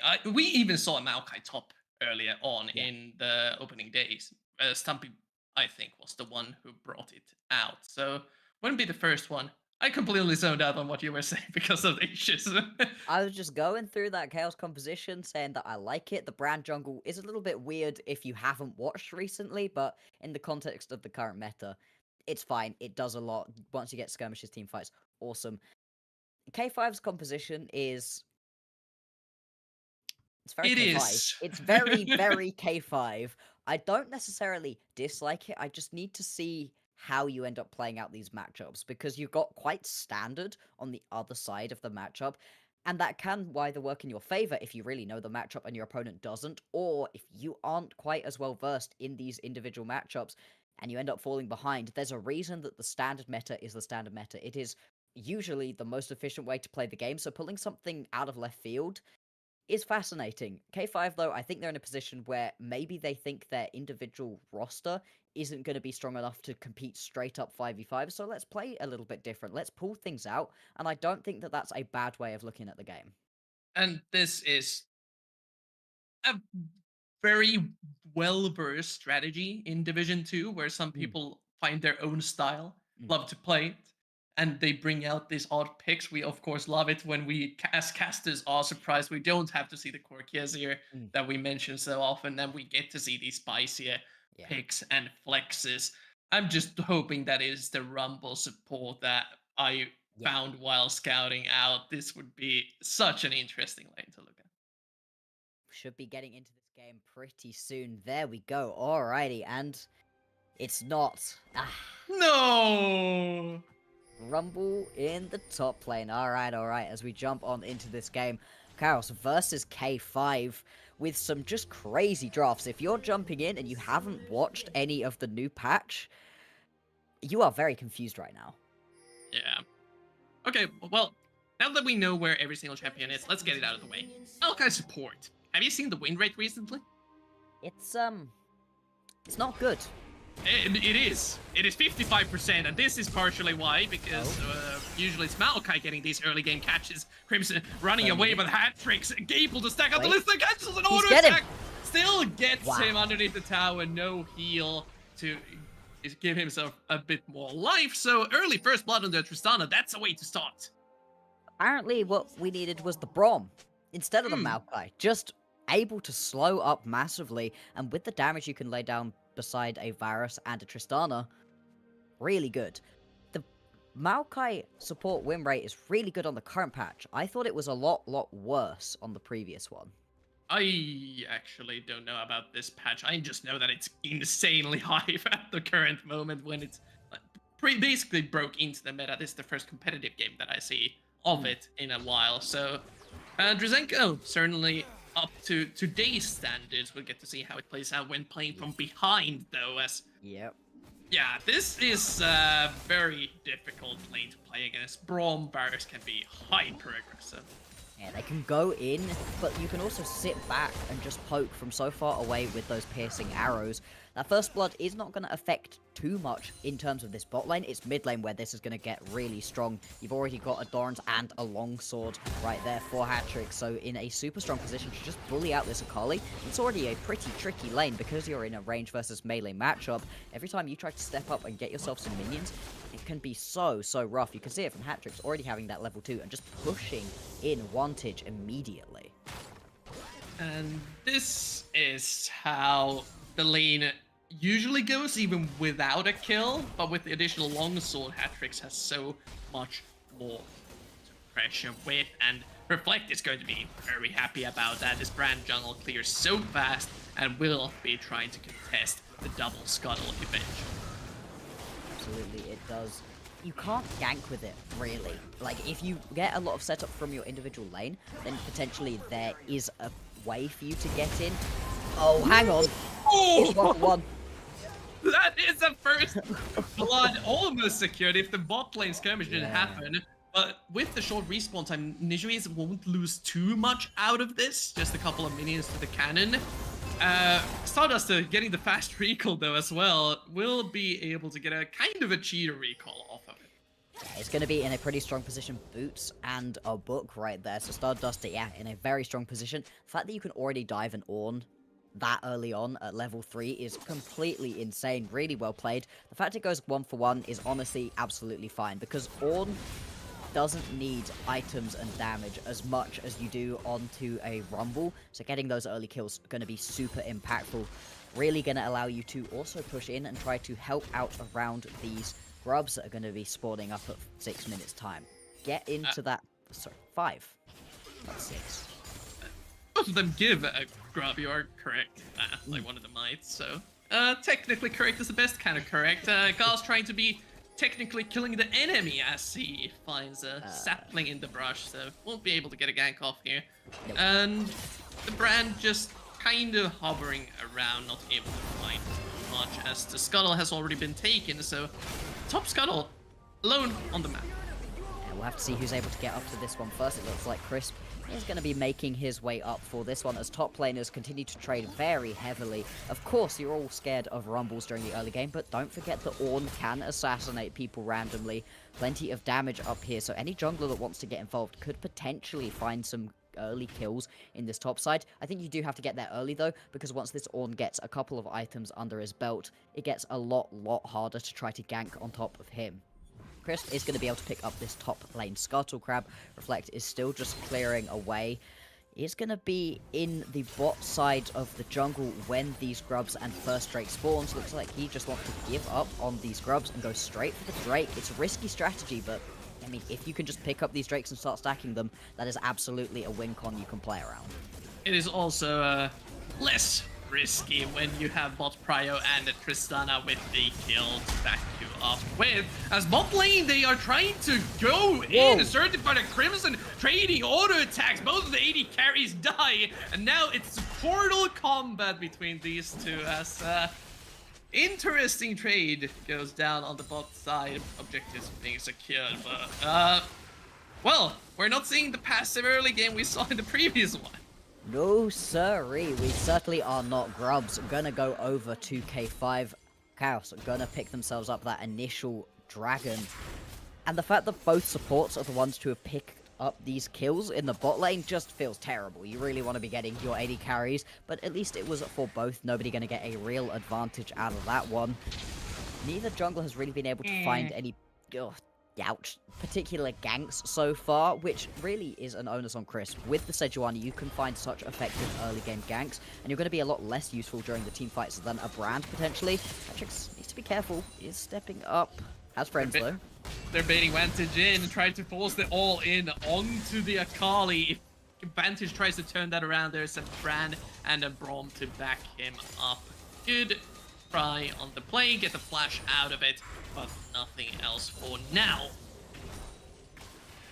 Early game, very explosive, but only around the objective times it seems, other than that first blood. So we'll see if that holds as a pattern for the rest of this game. So far, things have calmed back down just a little bit. We can see a recall coming out of Reflect. He's going to be able to grab quite a lot, I think. Has done pretty well in terms of farming early on. Yep, well on the way to picking up full Leandries. They are trying to, again, keep all the lanes as covered as possible. Crisp just recalling down on the bot side as the wave is slow pushing in. Missed the W on certified. This play has gone completely haywire, but it may not matter as Shopti is taking a bunch of damage. Has to flash away. Reflect joining the fray Certified? soon. They go underneath the tower. Cleanse used from Certified. Drizenko really low. No cooldowns either. Nice sidestep on the Winter's Vibe, but the chains go wide. Reflect still chasing K5 down. Surely the Maokai will fall. Finally getting the kill. As mid lane, we have a roam coming in for Stardust. As you say, there is no action on the map. Level 6s have been hit, and the Rift once again blows up. Yep, and it was a K5 initiated play that just goes wrong. Unfortunately, doesn't land the W. And then you're just pushed way too far forwards. Reflect is in the area, gets the crab stolen away. Never mind, managed to pick up a kill in that fight as well, which is going to be huge. Reflect is going to be in a really strong position, and in these ganks, in these counter ganks, that's not where this Brand really pops off. It's in these big skirmishes to team fights around objectives where you're caught in close quarters combat and can just spread that fire all around. That's where the Brand is really going to be able to pop off. So the fact that he's able to get kills before this point is going to be huge. Bot lanes as well, back and forth, super aggressive, but the CS difference in the bot lane is insane. If we could see the gold as well, because there should be an absolute canyon between these two, and there is about 600 gold at this point in the game, is massive. And Patrick's, again, probably the best mid laner we have in the division. I'd put him up there with we have so many, like, we talked about this previously. We have so many good mid laners. We have Ericsson, who we saw in the previous game. We have Sumi. We have Hatrix. All of these insanely good mid laners just keep up the pressure so well. Mm. And even with the Tristana having a kill, K5 is keeping up. Look at the vision. Yeah, they've put themselves in just a really good spot to not lose out on this advantage. You've seen it far too many times, I'm sure, where somebody gets the first blood, overplays, doesn't protect their flanks, and ends up losing out and just getting rid of that advantage that they found with the first blood. This is not the case right now. The CS lead isn't a canyon like it is in the bot lane, but it is still significant for hat-tricks. Plus that first blood gold means that they're in just an incredibly strong position, and because you've got that Tristana in the mid lane, it means that you can roam around to these fights much more easily. It's putting a lot of pressure right now onto Wantage. Oh, certified. Oh, no. Wait. What? Oh. Oh, well, that's a trade kill he will take any day of the week. Just a random 1-on-3 kill as a Varus. Look at the CS advantage. It's insane. Yeah, that's what I was saying with the gold difference. The gold gap is just ridiculous. We can see it again. It's now ballooned to over 1,000 gold in difference right now. Up a level as well is certified over Crimson. So is in such a strong position, finding a kill in a 1v3, and at the exact same time as they're going 1-for-1 in a 3v1, Reflect's just picking up the grubs, has now picked up, that should be 3 of them? 3 apiece. Yeah, 3 apiece, neutralize out onto that advantage. But with that initial Drake going over to Chaos, I'd say that they are sitting in a very strong position. Advantage gonna go to Drake. No. It needs to be a little bit careful in all-inning this Tristana has the early Hex Trinket against the full AP top side, so a lot more survivability there than you might expect a Tristana to have the 11-minute mark. However, first items now starting to be built, and what my eyes are drawn to is the Leandries on the Rumble. Will be extremely strong. Teleport coming in. They want more on the bot side. Certified has the cleanse and flash to play with, though, as they instead turn their eyes onto the Braum. Shopty should be able to get away. Reflect is there as the ultimate goes wide from Chris, but that's another flash gone. The support will die, but rest get away. Only 1 kill, a lot sacrificed for that, but you can turn right onto the Drake right now. Gonna end up being 1 apiece unless Reflect has something to say about this one. You're in a strong position, hat-trick certified, deal plenty of damage, and you've got the Ornn in the area. Could we see an Ornn horn coming through? There it is. Trying to catch any stragglers out. Crimson has already flashed. Yeah, the tree has fallen, and we definitely heard it. Teleport to the top side of the map from the Tristana, actually. Grabbing those extra resources, leaving Ornn to the mid lane. Just a clean rotation to get a pick. Sure, it's only a pick onto the support, but still, it's just more gold, more pressure that you're getting right here onto your bot lane, who are in just a super strong position right now, going to be pushing forwards and picking up multiple turret plates as well. This gold gap is just going to keep on ballooning. Varus cannot be far away from picking up that first kill right now. And it's just a great spot to be in as Chaos. They've got multiple members pushing towards them in the bot side, but I don't think there's anything you can really do right now as K5 to get on top of this Varus that doesn't include at least 4 members. You kind of need the Akali in the area to have that level of mobility to get on top of this Varus, who seems to be spacing out so effectively. Cleanse and Flash on cooldown though, so if there ever was a time to try to get a shutdown onto this bot lane, it would be now. And it would be now. The question is how. With Vantage kind of being constantly shoved in the mid lane, Akali having to spend so much energy, so many cooldowns for the rotation, it's hard for K5 to get a collapse down on the bot side as Crimson again losing his cleanse due to the brand lurking within the brushes. Gauss just keeps punishing. If that piercing arrow had have landed, that would have been 1 dead Aphelios. And yeah, you're right, the ability to just constantly get pushed in and find these little plays to just blow a summoner spell. That's all you need to do. Blow a summoner spell next time you get the kill. Don't overchase, don't over-aggress, take what you are given. Hatrix gonna limp away with his life, giving over quite a lot of gold right here to Starduster. Something we've not been paying too much attention to so far, but is in a very strong position. Bot lane? Oh. That was a hair's breadth right there. Yeah, barely able to dodge away from it. Should expect the lane situation to go back to normal though with the Koenig Rücken finished. The Nishris should be able to match up against this Rumble a little bit better from here on out. But that's first tower now gone, and it fell quite quickly. Yep, that's gonna be that first item plus most of the next being picked up as well right here for Certified. If we could get another little check-in on the gold, I just want to keep watching it as it balloons out of control. Oh god! We checked in first when it was at 600, then 1,000, and now what is that? That is about 2,000 gold ahead. Just an insane amount of lead, but that's not to say that K5 are just rolling over and letting this game happen. They've just picked themselves up the Herald, can use that to try to equalize in terms of towers. Still though, I would have to say that Chaos are in a very commanding position in this game. About a 3k gold lead overall, but 2k of that is just in the AD carry. It does leave a bit of a damage profile issue.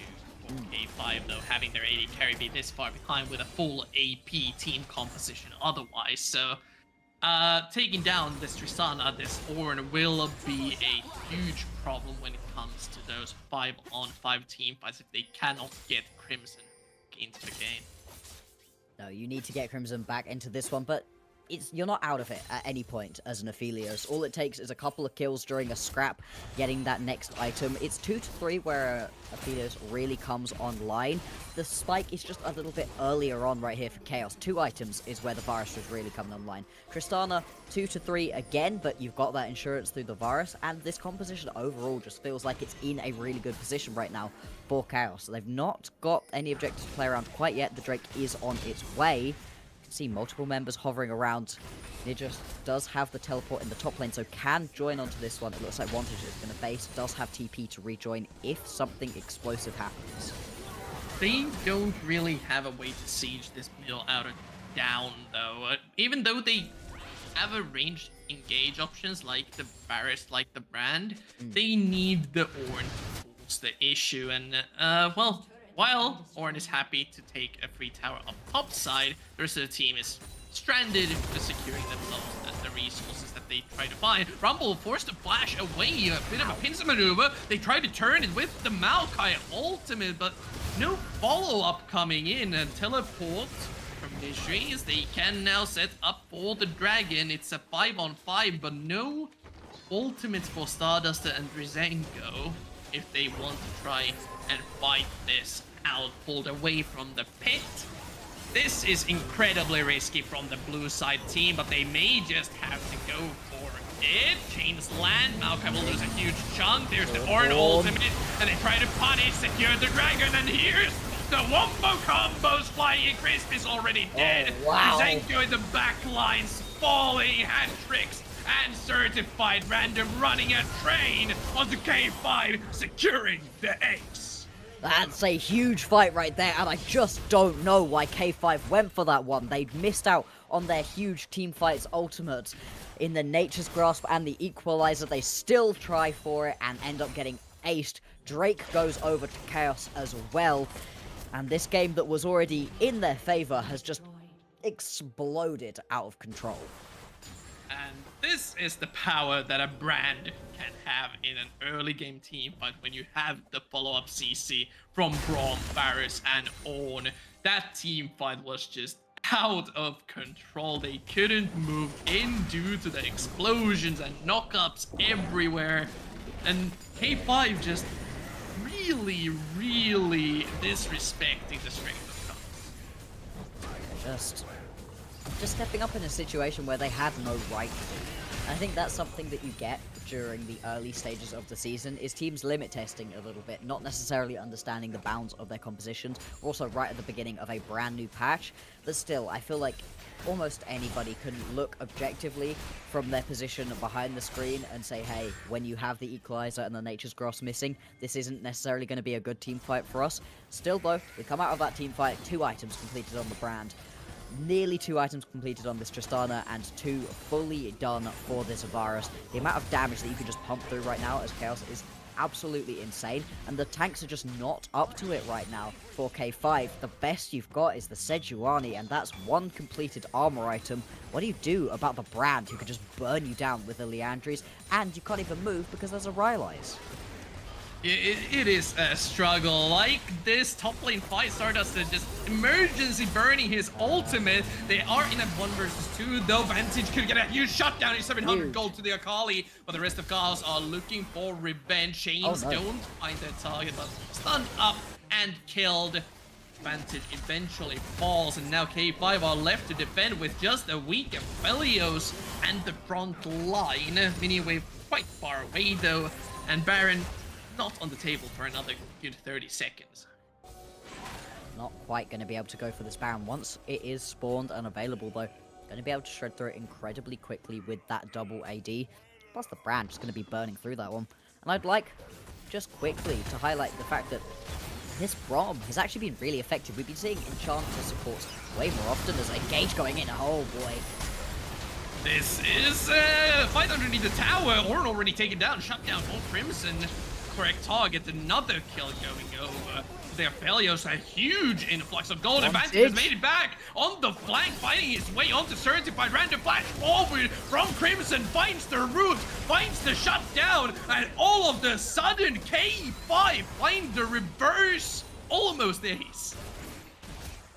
Oh, if there were question marks around why you go in without Nature's Grasp and Equalize for K5, I have even more questions for Chaos. Yes, you're in a super strong position, but Shutdown Gold is massive. Going in right there, it's such a bad decision. I don't know that it throws them this game. They're still ahead massively. You can see it. The bot lane gap is still an absolute canyon. But there was no need to make that play right there. 5 members up in the top side at low health, diving underneath a turret. You're not at that point where you can just disrespect the other team, because we are in Div 2. All of these teams are full of good players, and they will punish if you overstep that blatantly.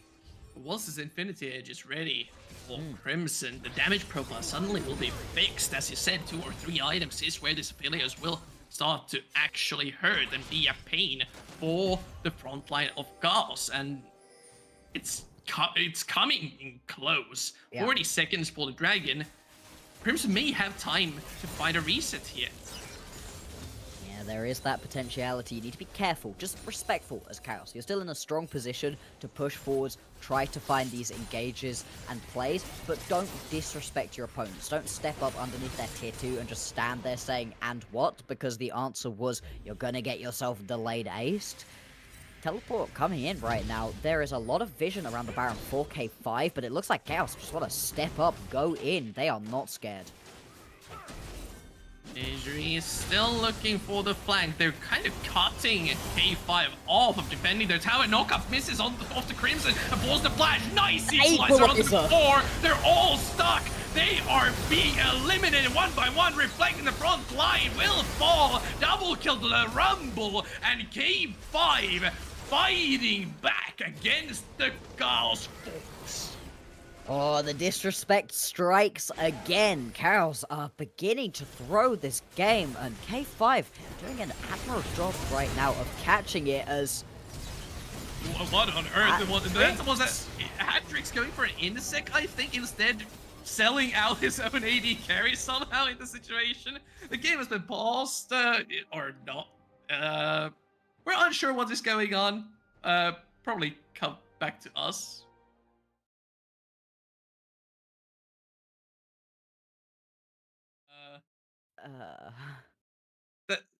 This is an interesting sequence of events. This face, this is how I've been looking at my screen for the last 5 minutes. Just... what? What?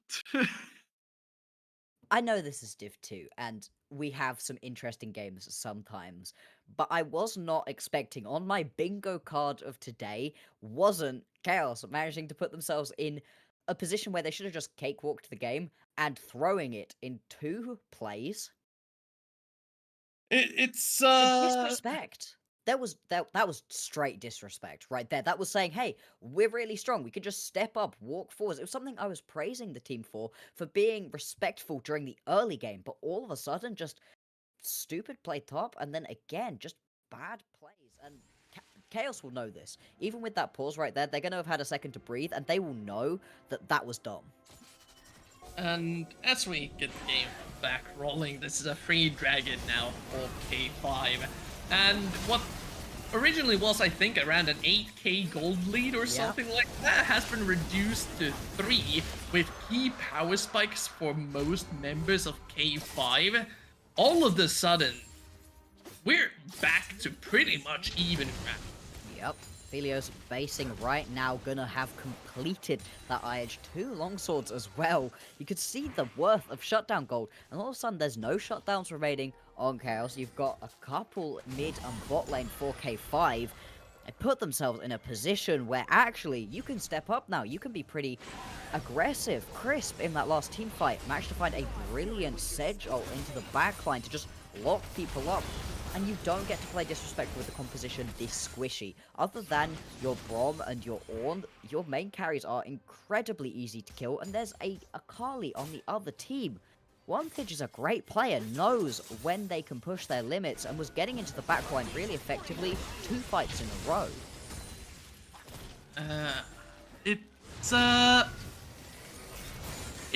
It's just about positioning. Once again, we saw a similar thing in the game previously, where if you miss position and let the wombo combo go off, whether it be the brand, whether it be the rumble, AoE damage pop off, it doesn't matter how ahead you are, you will lose a fight if you are clumped up against one of these ultimates. And with this Baron now being on the table, both of the teams may have the DPS just rush it down. There is still a 4k gold lead as well. We cannot say that Chaos have completely thrown this game. They're still in a very strong position. It's just nowhere near the level that it was previously. Baron is available. You've got this Ornn pushing in, threatening quite far up. They are threatening more, man, with the ultimates flying in. 3 members of Chaos have been caught out. Reflect dies fast. Vantage is in the back lines once again, able to perfectly execute certified. Shofty is easy pickings, and Baron should be the target for them. Hatrick's only one left alive nearby. Even teleporting in, they want to contest this in a 2-on-4. Nijuis and Hatrick's feeling extremely confident with no cooldowns left on the table. Forging. They gave him the ornament. Yep. Just a little bit of extra stats. Knock up onto the affiliates. They found the carries on the back lines, but Hatrick's getting focused down. Knock up on the 2. Advantage is there. Almost bursting the Tristana down. Hextrinker keeping him alive. They want to get the Baron down fast. And Tristana is way too low to keep the contest up. And they secure the objective, keep themselves alive, and are turning the game around. Atrix was so close to being able to wipe that team fight, but just didn't quite have the damage and was being kept so honest by Wantage. Wantage managed to land that shuriken and then was just able to threaten. If Atrix had have stepped up, would have just died. It would have been a complete disaster for Chaos, so they had to back off in the end, despite the fact that those health bars were blinking by the end. K5, they are now only 1,000 gold behind. They have clawed their way back out from a deficit, but at the same time, Chaos have just taken bad fight after bad fight. When you're clumped up, you're in a good spot as Chaos, but instead they're just getting engaged upon and stepping way too far forwards. K5 playing this one really impressive, not at all like the K5 that we saw in the last split, where when they got behind by a little bit, it felt like they didn't know what to do. Well, considering most of the players are different, I hope that the team changes as well. And what I'm most pleasantly surprised about is after the Nautilus game not really going their way, they are managing with their own style find these picks. Hatrix is dead. Hatrix is gone. Reflect and Shofty still trying to find additional picks on the clapback. They do get the Maokai down, but now it's a 4-on-4 with their main carry in the mid lane dead. It's just really difficult to fight back against the K5 reach. And they've got just so much aggression. And some of these plays out of Drazenko have been brilliant. Every single time when he's getting that bash back, it's just working out brilliantly for him in a way that I've not seen Maokai's do quite this effectively in a while. every single engage, it feels like, beyond that one that we saw early on in the bot lane, has been pretty much perfect. Obviously, a little bit too aggressive in this most recent one, ends up giving his life, but still, you get a main carry dead. Got Drake spawning less than a minute's time. Everybody from Chaos is here. Drazenko is on his way back in. It's going to be a straight up 5v5. We've got ultimates not quite up yet for K5, whereas over on the side of Chaos, they have everything available. So this is a strong position for Chaos. They are trying to rush the dragon down instead of trading the mid lane tower for it, opening up the map a little bit for K5, and they have a nice flank with the Maokai ultimate to play with. They want to force down even more, even expending the equalizer to try and chunk Gauss down before the actual fight breaks open, retreating away to the top side jungle, not even wanting to fight. They got what they came for, evening up the gold in exchange for the dragon. It's a dangerous trade, but it is dangerous because if you give over that Ocean Soul, that healing factor, especially on something like an Ornn or a Braum, who's just so tanky anyway, that can be huge. Can be the difference between living and managing to get that extra stun, that extra knock-up that you're looking for in a team fight, or getting bursted down.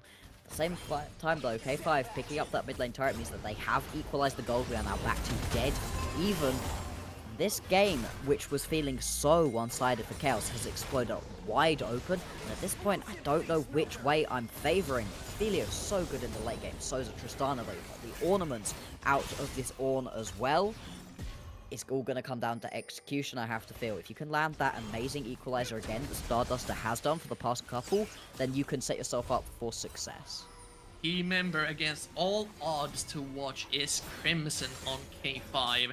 Most resistance items on Chaos is magic resistance. One good Infernum ultimate, one good crit from the flamethrower is enough to burst down every single member that Chaos has clumped up. The only thing that at the moment Chaos has going their way is the side lane. Yeah. You have a really effective 1-3-1 with this composition, but it's still risky because anytime there's an Akali on the board, you could just get in onto this Tristana pretty easily, despite the fact that she's got that rocket jump. You don't necessarily mind too much about that as wantage, so you've got to be careful. You can see Hatrick's just going to go back to base, join up with the rest of his team. We're not going to have a Baron for another couple of minutes, no real objectives on the board, so I could see lanes just being farmed, but if anybody steps just slightly out of position, the amount of damage that we have in the current patch is just huge. This Akali can burst somebody incredibly quickly. The magic damage overall that K5 have on their team is pretty insane. That magic resistance, we'll see. I think Certified won't get popped for unknown reasons. It may have something to do with the Jack show he has in his inventory, but it is one of the better ornaments, if I remember correctly, as well. Getting it's a so strong. Huge amount of stats from that. So Certified will be difficult to take down if he can find himself an extended fight. These fights just don't seem to last very long. No, they do not. An extended fight would probably work in the favor of Chaos, like you're saying, but we're just not seeing that because you do have the ability to just pop somebody. The Aphelios wouldn't mind an extended fight, but the Akali has already killed somebody. The Rumble has burnt through somebody's whole health bar. Engage! They found a Maokai. Equalizer onto 2, as Crimson has the proper weapons to keep this fight going if they want to, even with one man down. Nidri is burning down, Vantage flashing in! He's found the carries! Brand and Braum off the table! K5 once again fight the fight! Crimson completely destroying the health bar of Certified. Hatrick's only one left alive, but the AD carry of K5, who had such a rough start, forcing himself back into the game, securing the ace. That's 30-second death timers. K5 could look for the game here. They could. They do a ton of damage to these turrets. Ophelia is just going to be able to shred through this one. The minion wave is pretty weak. Got another one incoming. I don't know if they can end right here. 20 seconds. They might well be able to. It's up to Shofty to be able to slow down this push. This is the game. They are actually making the comeback. What looked like an unbeatable gold lead on the side of Chaos. K5 come back and even it to 1-0. 1 for both teams on the score tape.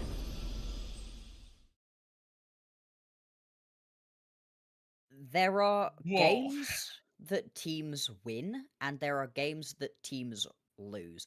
And with all respect to K5, because the way that they came back in that game is very impressive, Chaos lost that game.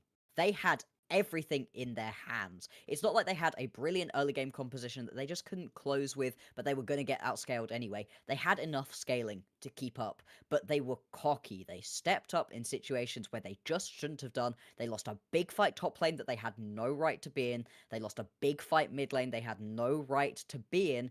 And from that point on, Carolina were then back, and they then played a very clean game. Their lanes got smashed in the early game, but as soon as they got a little bit back, that was it.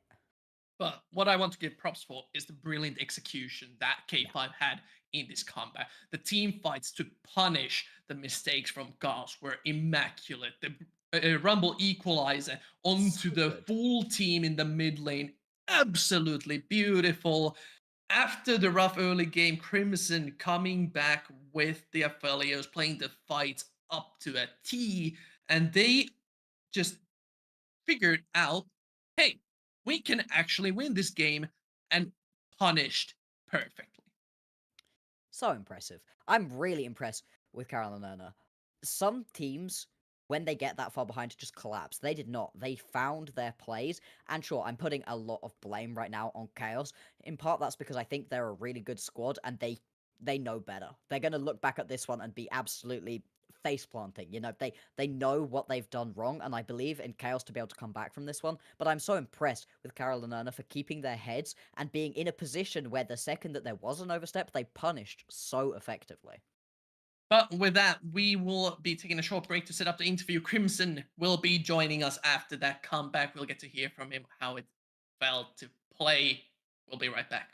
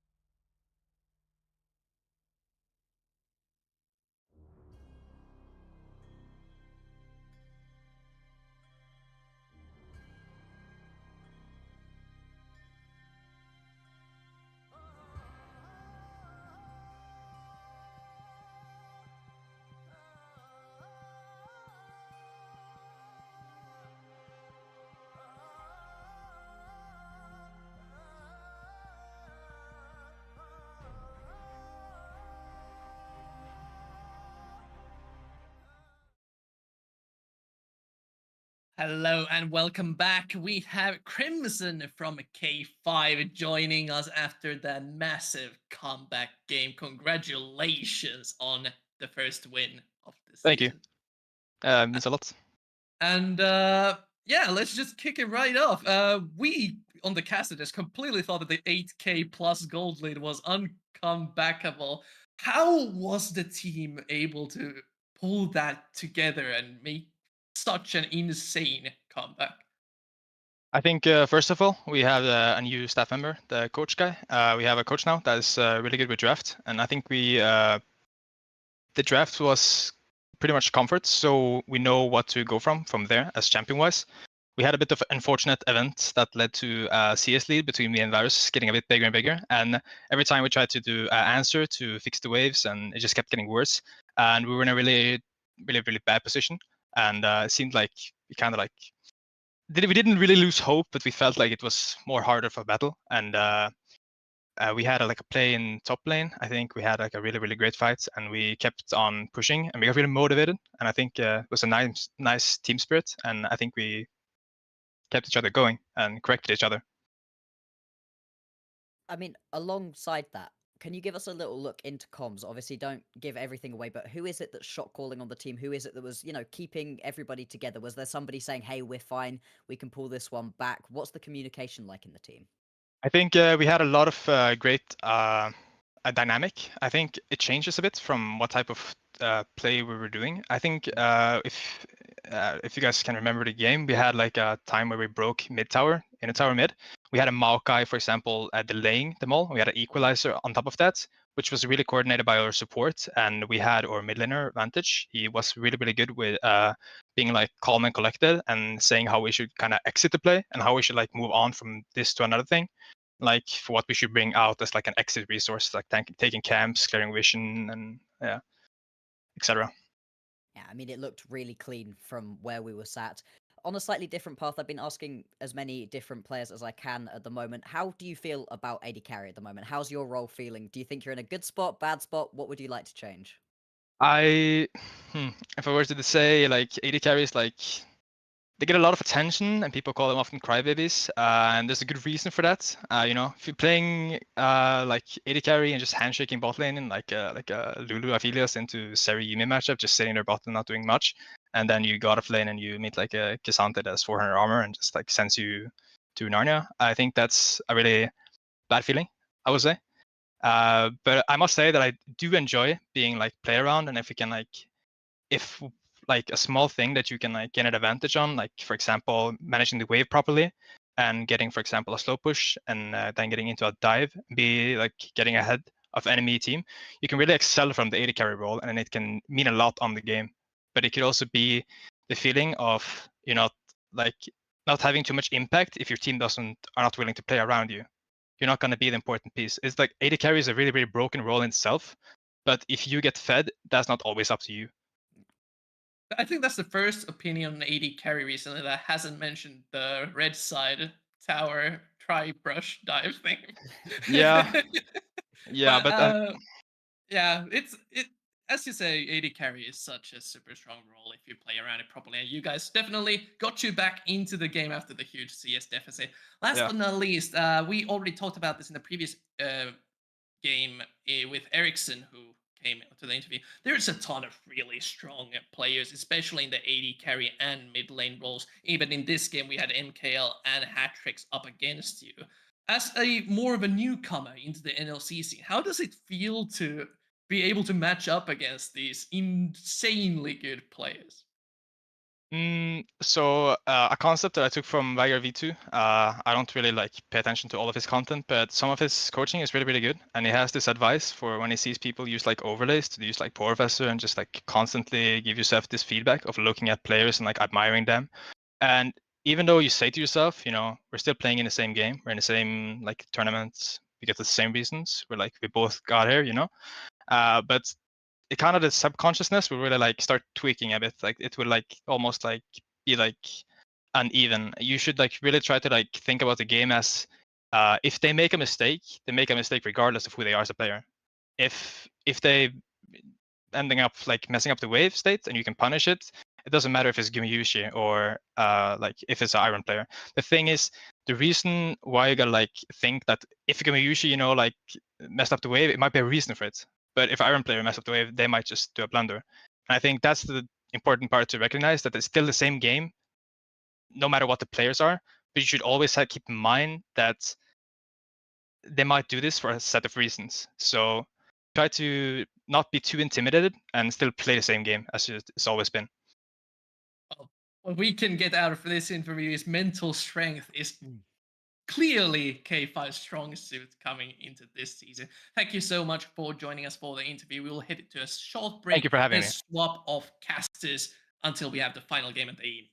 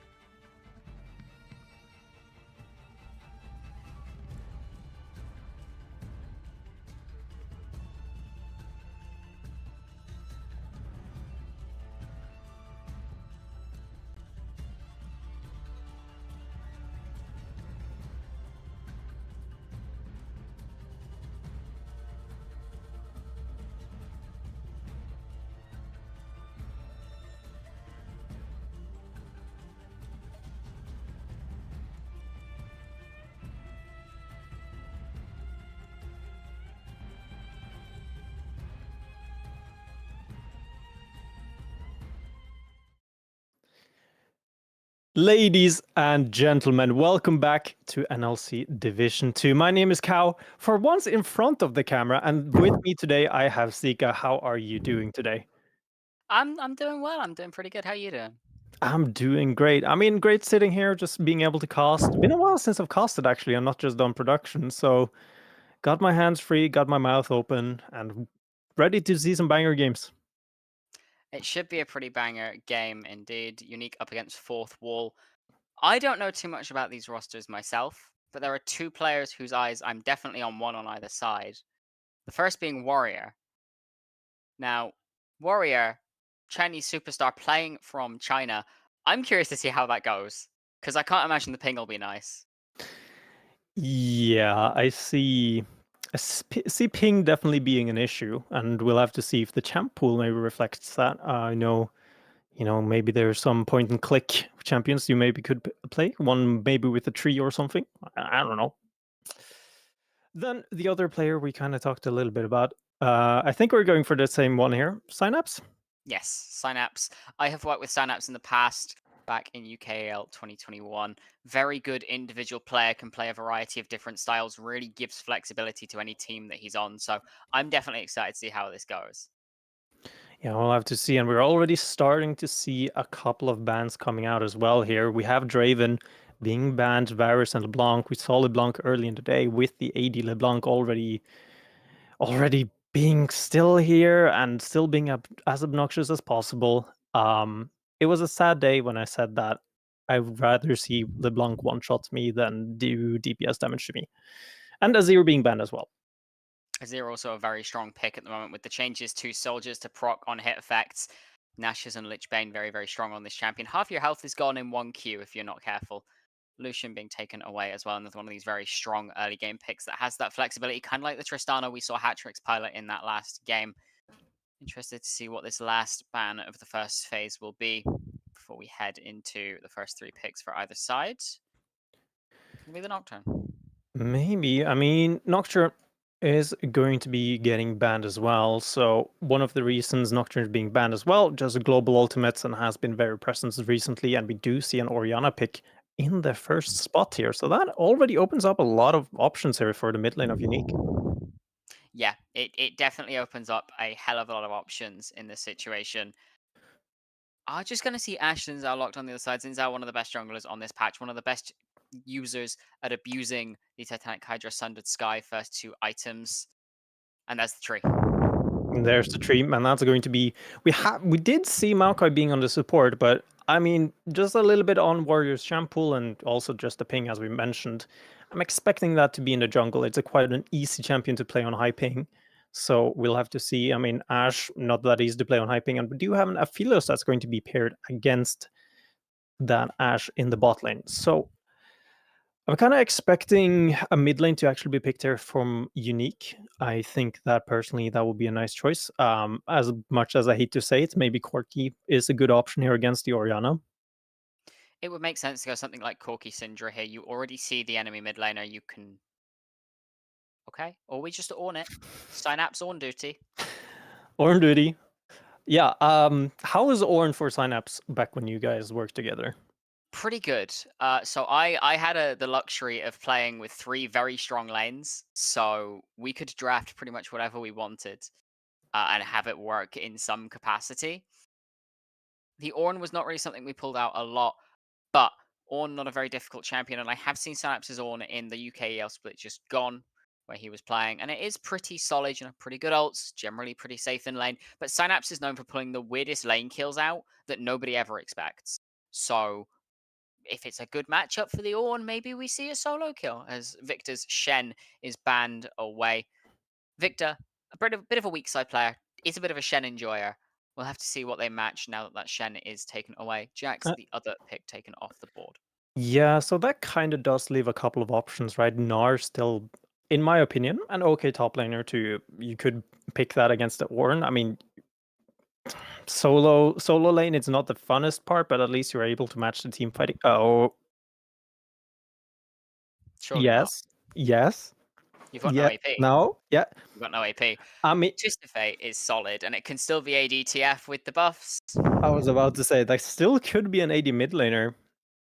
And ADTF has actually been pretty obnoxious, almost on the same realm as LeBlanc to a certain extent, which is kind of tough to say. But again, the top lane and the bot lane pressure you just have by just moving out of vision and being instantly able to press at R and join in on the team fights or the skirmishes that are on the side lanes, it's going to be very hard to actually deal with the composition that Forest Wall is picking for themselves right now. And we do have an Aatrox top lane and a Bard being hovered. That's not a weak side top laner for Victor. It's not a weak side top lane. That's...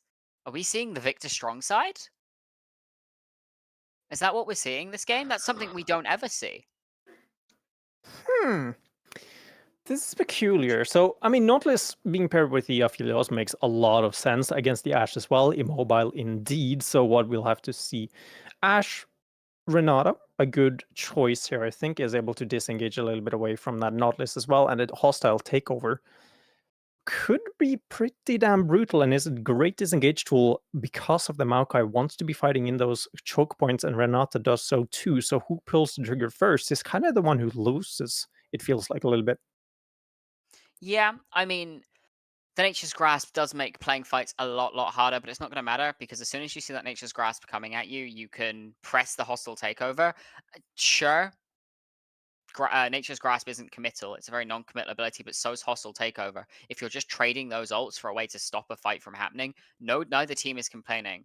Especially not if you're unique, because you then have Call of the Forge God, you've got Enchanted Crystal Arrow, you've got Destiny's Gate gold card combo to really start these fights off, whereas once that Nature's Grasp is down, you're really only looking at Dredge Line Depth Charge, maybe a long-range Vigil, Gravitum route, maybe a Miracle Shockwave. You don't have solid ways to start a fight once the Nature's Grasp is down, really. You're very much looking at more picks. So Fourth Wall definitely going to have to temper their fights a lot more and hope that hostile takeover is used before they get the Nature's Grasp out. So one of the things I'm kind of like thinking about as you say this, with the gold card being a quite pivotal point here for Unique, do you go rapid fire cannon on this TF? I think you go rapid fire cannon on pretty much every TF build. This one, it's a bit more dangerous because you are still solo AP, so you need the pen at a point in your build, ideally third, fourth item. So you need to decide which one means more to you, something like that Void Staff, that Crit Bloom, that Shadow Flame, or if you are looking more towards the rapid fire third into the pen item. Hard to say, but in a game where you're up against Aatrox, Orianna, or Aphelios, you really do need that rapid fire to be able to find these picks from longer range. Because once that gold card has landed, you've got a very good pick comp with that Enchanted Crystal Arrow, as prior mentioned, into something like the Handshake, into the Wind Becomes Lightning, into Knock Up from Xin Zhao. You've got a lot of different ways forwards off of your pick tools on Unique. And your team fighting is still relatively good because you can disperse that CC across multiple members. Whereas again, with Fourth Wall, you already are relying on that Maokai Nautilus. So it'll be interesting to see how fights play out and how these teams opt to play them. But I'm not sure which way I'd send it. It's definitely hard to say, and we will be figuring that one out as we are going to be getting into the last game of the day, Fourth Wall against Unique. We are in on the Rift, and let's see how the fighting is going. Gonna be just a standard cover for now, it would seem. Yeah, and Warrior, as we talked about, playing from China here, is going to be seeing how that one goes with the ping. I mean, hopefully we don't see any miss Ws. It's kind of hard to miss that one. Top lane. Again, though, focusing a little bit back onto the top lane here, though, Aatrox versus Ornn. It is Servicta on a strong side top laner, so I never know how Aatrox Ornn is supposed to go. I actually don't know how any Ornn lane is supposed to go, because if there's just a mistake that Ornn makes, it feels like the lane is just over for Ornn. But if Ornn can find a mistake from the enemy laner, he finds a solo kill, suddenly he just takes over the lane in such a dominant way that it's so hard to come back from. So Ornn lanes are you're right, they are very dynamic, but generally speaking, Ornn into Aatrox, you're looking at maybe something like just denying an engage. Of course, Darkin Blade has triple knockups, Infernal Chains has the pullback. you've got an unstoppable in your kit that you can use to just kind of say, nah, I don't want to fight you. If you really need, you can then Searing Charge away. And on level 6, you've got Call of the Forge God. This Aatrox can't aggress onto you. You're very safe. But as you say, if Sir Victor makes a mistake in this lane, it's going to be very, very easy for Synapse to find some kind of solo kill, because Ornn does so much damage in the early stages of the game because of the % health damage from Brittle and the CC duration increase from Brittle, that it's going to take a lot to find yourself in a position where this top lane is really explosive without jungle attention anyway. I see.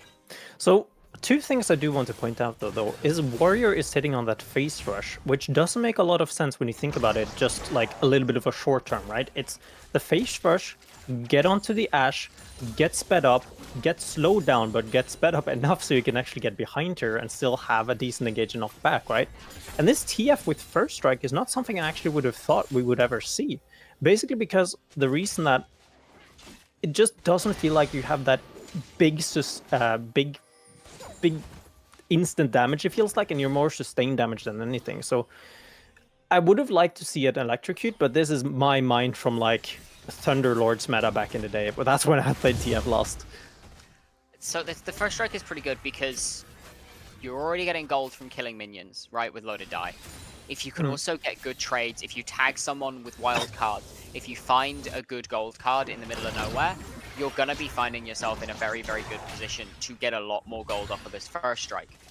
Even if you only tag them with 1-2 abilities, it's fine. You've also got a very high burst combo on your first 2 abilities, especially if you have stack deck going as well. So there is a lot of gold to be had from First Strike, and into lanes where you outrange your match range, it's very, very hard to have it poked off of you. So we're seeing it more than the likes of Electrocute, more than the likes of Fleet, into matchups like Orianna that don't necessarily have the easiest time forcing you to farm under your tower. And also we do see with the Twisted Fate that we does have the new rune that I do not remember the name of, but it has that one who gives you a potion at 3, 6, and 9, I think it is, where level 9 you get a free skill point. And that's pretty damn huge, to be honest. Triple Tonic, I believe, is the name of the rune. You get the Elixir of Avarice, I think, at 3. You get the Elixir of Power at 6, and the Elixir of Skill at 9. I believe Avarice is just a little bit of, I think it's mana regen. I've not used the rune, I'm not sure. That was gank. Flash coming in, it's going to be knocking him back in first spot, easily going to be picked up by a Warrior here. It's going to be more fighting in the bot lane as well. Holmberg looking to get out of this one. Pipe is going to be missing the snipe. Kanske maybe in a little bit of trouble here. Pulled back. Not going to be rooted up though. Auto attack not coming in time. Fourth wall coming out the gates, punching in this game. A play in mid, a 2v2 play in bot. Both Holmberg and Kanske have to leave lane at this point. KVW TP'd back, but isn't finding great success with this First Strike. I guess the Orianna definitely proving to be a bit of a pain. Void Grubs are up. Void Grubs are up, and here's like the issue and why I kind of alluded to the rapid fire cannon first, right? Orianna will always just have more than range than you in this scenario, it feels like, right? The ball will just be an instant engage before you can even get in auto attack range off that gold card in the later stages of the game. And already in the laning phase, you can see a hint of that, right? Ball is just going to be used, deny the First Strike off of the TF, and just make that rune he picked right now as a pretty useless. But later stages in the game, that First Strike will be helping out quite a lot. Does have very good scaling damage, and if you can get that gold card off first because of the range of rapid fire, you're still within wild card range. You can still get a good bit of damage down just for this First Strike. Is unique. Looking to lick their wounds, just taking the first dragon. Nobody contesting Grubs just yet either. So we could see a fight around that. I'm not quite sure we'll see the 5-man Grubs that we saw earlier in the day, but we could definitely see something close. So far in the season, though, I'm still very unsure where I place on the priority list Void Grubs. It feels like it is very strong, but you got to commit to both of them. You got to get up to at least 5 stacks and start getting those minions to pop out, because if not, it's like, yeah, it's a dot, but it's The way I gauge their value is, can you get a minimum of 4? If you get a minimum of 4, you've got 2 above your enemy, which means your siege is still just going to be better. But also comp dependent, right? If you've got a comp that doesn't really push well, they're great. If you've got a comp that can push extremely well, they're not a necessity. They're nice, but they're not really going to make a huge impact because you're already killing towers quicker than you're killing enemies. But if you're a comp that kind of does a little bit of both, you know, good sieging and good team fighting, they can really turn the tides of a game, because while you have someone on the side, you just kind of exist in a side lane. If you look at bot lane, this is the second time, sorry to cut you off there, but this is the second time Gallop is here in the bot side, and TF coming in as well, cancelled by the Shockwave, low HP as well, being chased down, doesn't have the flash, so, but Toxi does. That's going to be a simple kill for him. Gallop lives on an inch of his life. I'm very, very surprised there. And Fourth Wall just reading the play again. Beautiful shockwave from Toxi to cancel the Destiny coming through from Twisted Fate. And getting the solo kill as well really, really shows just a good read on the situation. You see the dive coming, you know TF's going to look to be ulting. You just have to try and guess where he is, and very nicely done indeed. Yeah, using the 1cc ability to cancel it. I think that fight, if we had something in the bot lane that actually continued after the Destiny finally came in, I think it would have been a pretty heavy win over to Unique in that scenario. So the cancel there, pivotal to make sure that the bot lane of Fourth Wall stays safe. Now we just have to see what happens. No objective for another 2 minutes or so. First set of grubs did go over to Fourth Wall, who already have quite a good siege comp anyway. Aphelios very good at killing towers with red, white, green, white. You know, Orianna, once you get 2-3 items, you're going to be hitting the towers quite hard anyway. Aatrox, a pretty big side lane threat in and of himself. But on the flip side... We are going to get an engage though. Pullback's going to be there. You're going to be denying the ultimate from Pipe is going to go through though. Gallop is here, has the ultimate. Nautilus going to be dead as well. Will they follow up on Pipe? No, they will not. Good punish of over-aggression coming through from Unique there to take something back for themselves. Could have been a little dangerous if the fight had continued. Aphelios managed to land double Crescendum ult. So had a good number of chakrams, and that can really be a fight turner at this stage of the game. It can be a fight turner any stage of the game, but early game especially, you just don't expect that much damage coming out of the mirror chakra. Could have been brutal. It could have been brutal for a second there, but Gonska had a really nice deny there onto Fabiox, making sure that they couldn't get into the range here. And we're kind of just back on here with a 1k gold lead for Fourth Wall. If we could quickly have a look at the gold and see where that one is. After the fight here, bot lane, though, never mind. Renata going to be denying herself the death for a time being. Holmberg flashing over the wall. Piper is going to be getting that kill onto Gallop, it feels like, unless he can get something done here by his teammate, and that's not going to be the case. Top lane is going to be almost a solo kill, and it's not going to go over for Synapse just yet, but he is still looking for it. Again, just all action in this bot lane. We see Kansha fall quite early into that play. It's a double kill going over to Pipey. Aphelios is now on the board and going to get very, very scary. You know, on the top side, we see what we mentioned earlier really start to come to light. Synapse finds a kink in Victor's armor and is able to push him to the limits, almost killing him. If the ult was up, he probably would have been dead, but it was used earlier in the play. So now, you got 35 seconds on the next dragon. Your bot lane, it's not in a strong position to fight compared to the enemy bot lane. It's about 1,000 gold lead on this Aphelios alone, a 500 gold lead on your mid laner. In terms of meaningful gold leads, you need to be very, very careful trying to contest this Drake as Unique. But on the flip side, you got first Drake, it's an ocean, you don't really have to fight for it. I'm curious to see what will happen, because the vision controller around said objective for Unique at the moment seems to be favored, but only slightly. Yeah, and it is that gold lead in the bot lane that will shine through, right? The snowball is already rolling at this point, 2,000 gold lead almost, and that's and it's even a Drake in the favor of Unique as well, right? You gotta remember that one. So, just a summoner check before the Drake's fights are starting. Top lane has TP for both of them. Unique, KVW has the ultimate, is already here though. Gonna be looking to see here. Fourth Wall is looking to see if they can maybe contest this one though, but Drake is going down quickly. Gold card is being hovered around, making sure that there's nobody who can get in here. Drake being pulled out, going low as well.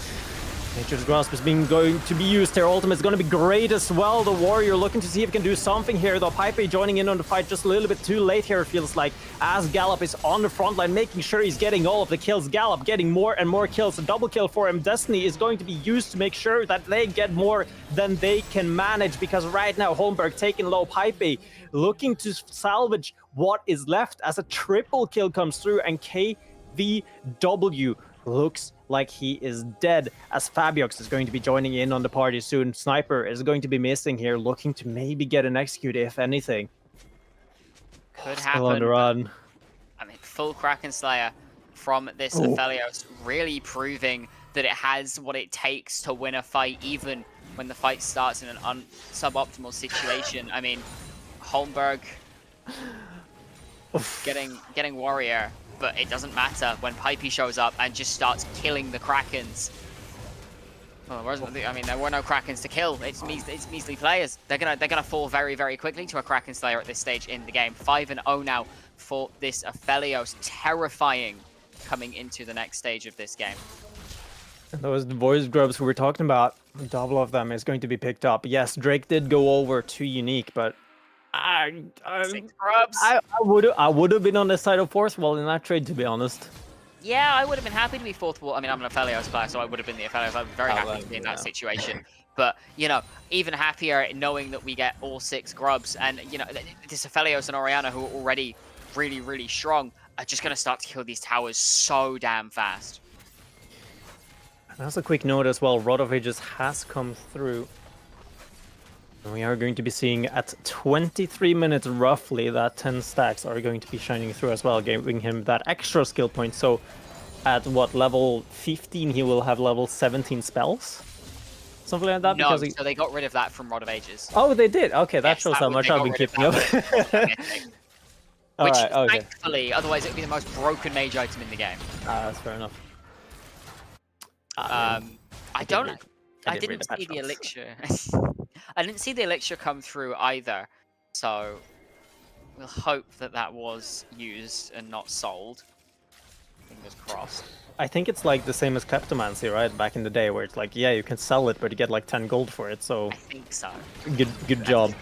Biscuits are the same now, right? As well, I think magical footwear is the only thing that sells for anywhere close to its normal amount. Why would you sell magical footwear? I don't know. I mean, if you are like close to your second item spike by the time you get it, because you've been snowballing so hard, why not? Maybe, yeah, maybe. Anyways, Rift Herald is on the menu here, meaning that fourth wall's gotten all of the objectives on the top side. Unique getting all of the objectives on the bottom side. Still looking a little bit more in the favor for fourth wall, though. Going to have a lot of pushing power as an opportunity arises, and top side is going to be used as well. Lane swaps has come through as well. Servicta being forced to the bot lane, and Holmberg being the one who is going to be covering that one. Top lane turret being destroyed as well. And we are going to be getting some drifting here. Maybe they can get in time before they get the crash. They are not going to be able to do so. Bonking into the tower. Driving the Herald is so much fun. But it's so buggy. It's like, I tried getting it, I tried using it, and I was like, what is going on? But what is also going on is a dive attempt in the top lane. No minions, however, but tower are going to be going down. Warrior Wing as siege minion. That's not what you want to see. That is the Chinese ping coming through a little bit. Could have been to get close enough to get the slow from the Bramble Smash, but it doesn't make a difference. It's an Ornn. Realistically, you're never going to kill him very quickly. You see Gallop just looking to take solace in the enemy red buff. Take anything they can get. Yep. They are just making sure we're not at 20 minutes yet, right? Where the full sharing of the buffs is coming through. Drake being up in 30 seconds as well. Quick summoner check-in. Flash not available for the Ornn, but ultimates from everybody is available except for Servicta. We only have that one in time for the fight. We will have to see top lane duty for KVW as of right now. But we should see him moving towards the bot lane very, very shortly. It is a Mountain Drake after all, which would be very, very helpful for both teams in these scenarios. Mid lane control being fought over as well, making sure that they can get the push, get the advantage on that while the fight is happening.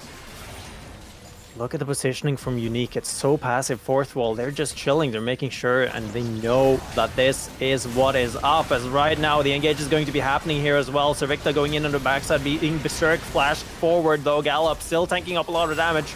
The stun card is going to be through, but Warrior with a great flash. The shockwave is coming through. It is getting everybody, and KVW stands alone on the other side, and Holmberg is the only person left alive. Another triple kill for Pipey off the back of a beautiful fight from Fourth Wall. Allows them the mid tower. It allows them the dragon. It probably allows them a second mid tower. And it's Aphelios going to have that second item on this recall as well. Just beautifully played from Victor. Beautifully played from Warrior. Toxie and Pipey doing everything they can as well. An absolutely insane fight coming through. Holmberg, as you mentioned, the only one left standing in this. Ashe only on a Blade of the Ruin King cannot take on the world just yet. Not just yet. And one of the things I have to say though, Toxie, with that ultimate, he held it for so long, it feels like. Everyone was just stir stepping, making sure that I don't want to get hit by it, I don't want to get hit by it. And bam, there it is. Because you can't do anything without it. Without it being used, I mean. And we still have Unique still looking to see if they can get something here. Pipey has Cleanse ultimate going to be used. The fight is not over apparently, as ultimate from Ornn is big. It's huge, but the follow-up is non-existent. Gallop is going to be dying on the other side, trying to see if he can find something off of that. But what are they doing? A desperation play coming in from Unique. Gallop, the only one able to get anywhere close to the backline. KVW's entire combo cleansed away by Pipey. Has to leave immediately after that. Synapse is stuck over a wall. He can't join the fight. A very, very desperate play coming through, and they still don't win out. We check on the gold, it's a 2.7k gold lead for this Aphelios alone, and that is not accounting for the other 4,000 gold that we see in favor of Fourth Wall throughout the rest of this game.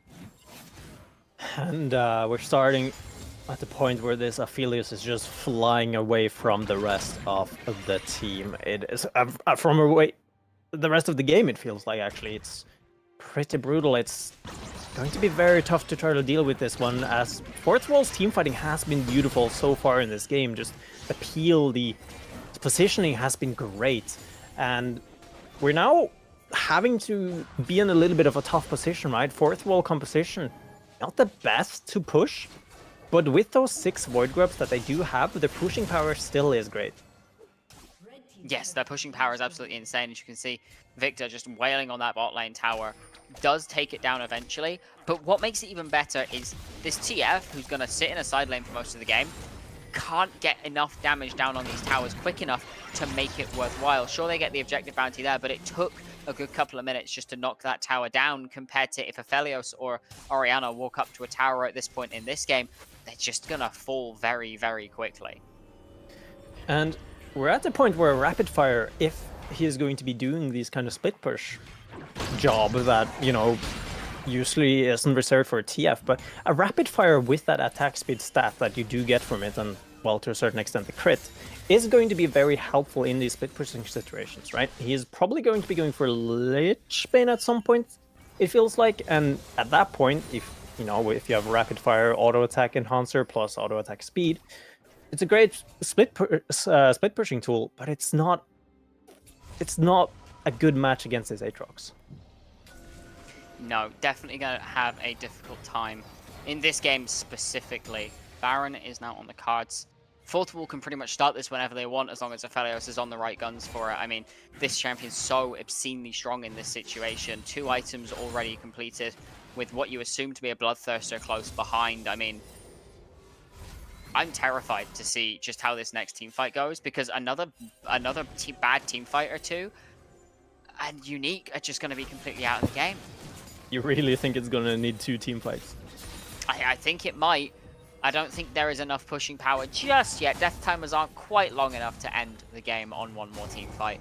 2, though, should definitely do it. All right. Well, could be a thing, right? I mean, Unique, they are getting online slowly but surely. That's Ashe nearly hitting 2 items soon. 2 items going to be hit for the TF as well with that Lich Bane. There's Ornn. Is pretty damn tanky.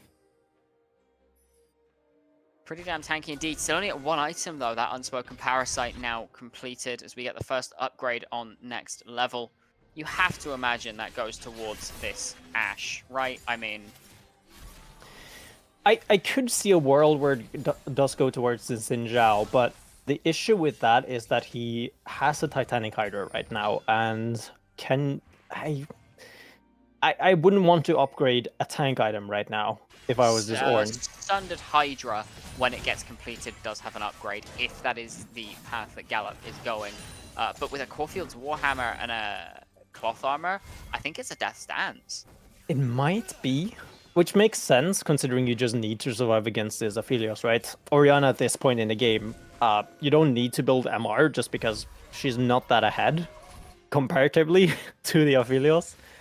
And she's just there for the engage, the CC, the slow, the peel, the shielding, not for the damage to the fullest of extents, but we do have Fourth Wall looking to see if they can prepare this dragon, which does seem like it will go uncontested, as Unique still creeping towards their power spikes. That's where they need to be to fight this Fourth Wall team. Absolutely. TF now on that 2-item spike. Ashe making her way to it with that Kraken Slayer, but Pipey, I mean, look at how fast this dragon is dying at the hands of this Aphelios. Bloop, bloop, bloop. It's just, it doesn't exist. And meanwhile... And these are not even good guns to take the Drake. No, really not. I mean, green is fine if you've got white, but if you don't have white, it's very, very difficult. But, I mean, it's left Unique completely lost. I mean, they don't know that Drake's going on, so they can't contest it. But they can't do Baron because they don't have vision on it in a big enough area. But they also don't see anybody else, so they could be doing the Baron. It's a very, very difficult situation to find yourselves in, as we see a 2,000 gold lead in that bot lane now. It's going to be the LDR coming in next instead of the Bloodthirster. I can respect that decision. There's a Xin Zhao and an Ornn on the enemy team that you really need to start to try to cut through. And it is a little bit hard to cut through Gallop when he is in his ultimate, but the Ornn's still a big issue, right? He has that Thornmail's building towards a lot of armor, and I think as well that this engage might not work out as you planned. The Ashore will go wide. Caleb still going in on the backside here. Pipe is still alive. Holmberg doing his best to kite away here. Ultimate from the Ornn is going to be nice on the backside. Sarikta just tanking up everything on the front line, but he still is going to be dead. The shockwave just a little bit late, not hitting on the carry, and Holmberg is just unleashed. Double kill for Holmberg, and that is a beautiful way to turn around this game. Start of the fight looked really shaky for Unique, but they managed to find the targets they wanted. KVW managing to get into the middle of that fight and soak so much of the CC coming out of Nautilus. And then Gallop was able to get onto Pipey, force them out of the fight, force them to start focusing him, and through the Grand Challenge, just completely unable to damage this Xin Zhao, which allowed Holmberg to run the rest of the fight. The Frosted Archer really, really shining through, as that one fallen sacrifice has indeed come through. The ornament for this Ashe going to be a massive, massive step up in damage. And I do believe that that is Unique's way back into this game. Gold lead, now only 3,000 gold. Slowly but surely closing that gap, right? And the Blade of the Rune King that fight. If we could get an item stat as to just that fight, I think that Blade of the Rune King is the MVP of that fight, that's for sure. Definitely getting a lot of damage down in that small window. Moving our attention back towards this Xin Zhao just very quickly. That Steel Sigil in inventory completely stopped Aphelios' damage for the early part of that play as well. This is a death stance we are seeing coming through here. Fourth Wall, no, they're not on vision, but there's the Hawk shot, and now we might see just another team fight right off the bat. Yeah, and we are fighting. It's going to be rather open here. Engage is going to be started onto Gallop. CC to the death here, but Ornn ultimate on the backside. Will it be enough to save him? Absolutely not. Still dead. Right. Pipe though cleansed and into the gold card. Will he still alive though? He barely dies, but 1,000 gold shutdown is going to go over here though. Kanska still fighting here. KVW trying to dish out the damage he can, but he's not built for it just yet. Servikta still looking to see if he can find something, but the rest of the team is going out, and we are into a pause. A very, very close fight coming through there. Holmberg flashing the wall to try and kill Pipey, but Pipey lived for so long. Does inevitably get that 1,000 gold shutdown, forces the shockwave out of Toxie as well, which means that now isn't available for the rest of the fight. You have to call that worth for Holmberg, but that fight very, very dangerous to take. I mean, Gallop immediately forced out of the fight, just completely killed off before it even starts. This Aphelios is doing so much damage at this point. You can't put a foot wrong. I think it was a little bit greedy though with his positioning, right? There's a lot of CC on the menu, right? He was walking up into uncharted territory. There was a crystal arrow. The layering of the CC was almost there, but unfortunate for him, the cleanse was there, but could only cleanse one ability, to be fair. So he wasn't able to cleanse the gold card that was there. So now you're in this very tough position as to, okay, we are summoners down, Baron is on the menu. Unique is not in this best position. They could potentially try to force a fight or something around the Baron again, but I don't know. The 1,000 gold shutdown though is it's chef kiss. It's the highlight of that play. That is Holmberg really coming out onto the map now. I mean, Ashe not known for being a great late game carry in comparison to the likes of Aphelios, but oh my lord, that mid game. I mean, if this Ashe can start matching the Aphelios in terms of the damage she's outputting, or even just the utility she's providing, it makes these fights so much harder because Fourth Wall are relying on Pipey's lead. They're relying on this Aphelios to get a lot of damage down, like he did onto Gallop in that fight. I mean, we saw Gallop's health just completely vanish before the grand challenge came through. If we can see that onto a couple of more members, which is what Infernum is for, right? I mean, you hit one person, it spreads and hits 3 others, then you get the ult and boom, goes everybody's health bars. If we can see that, I'm very, very excited for the rest of this game. But I don't know if we are going to see that, or if this was maybe just a one-off blunder from Fourth Wall, or a one-off good fight from Unique. Really not sure. One thing that is worth pointing out as well, though, it is going to be Synapse just flanked there on the Ornn. It was beautiful. It was great. It was superb. It was very nicely done and definitely salvaged the fight to a certain extent as well. But we are going to be seeing Fourth Wall on this Baron, slowly but surely going to be going down as well. TP coming in from Synapse. Doesn't have the ultimate, and it's... I don't know if this is the best fight they can possibly take here. Doesn't have that much damage on the menu. Synapse being taken low as well. Fabiox looking to be taken down by the Baron. Is he able to go down in the end? But no, he's not. But the Baron attempt is fended off for the time being, and Fourth Wall need to go back to the drawing board. I really don't like that coming through from Unique. Forcing a fight, sure, you push them off the Baron, but you lose yet another member in your attempts to do so. You had no real damage dealer there at that point. It was a very, very risky play to go for, and that's proven by losing Synapse. Sure, again, Baron doesn't go down. You've delayed it a little bit longer, but now every single member of Fourth Wall is back up, and they're just going to go straight back there, and your Ornn is dead for another 10 seconds. Yep, and no TP available, so it'll be a while before he is back in here. Drake is available in 30 seconds, which Fourth Wall could potentially snack up both here. Ink looking to see if they can maybe get into the pit, but Darkness...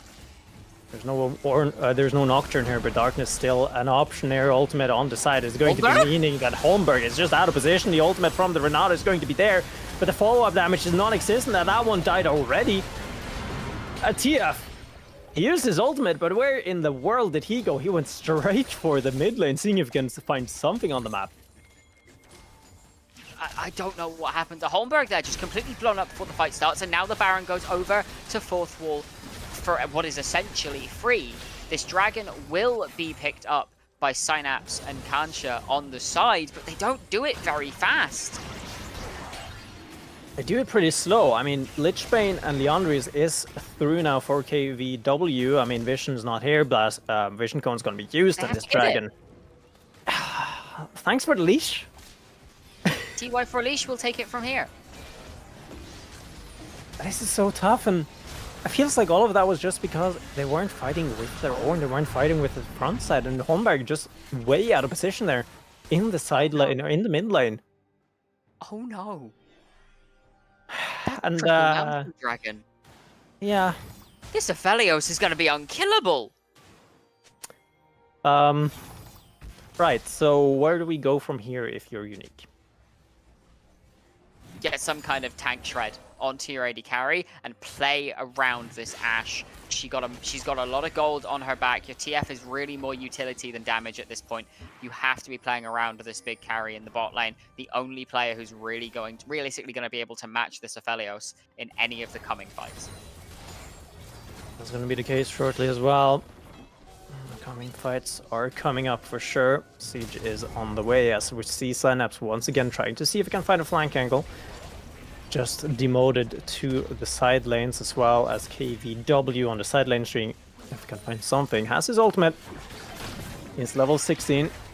Could find a flank angle if we do find one, and Norn ultimate's going to be used as well. Asher are going to be used onto Toxie here. Will he be bursted down quickly enough?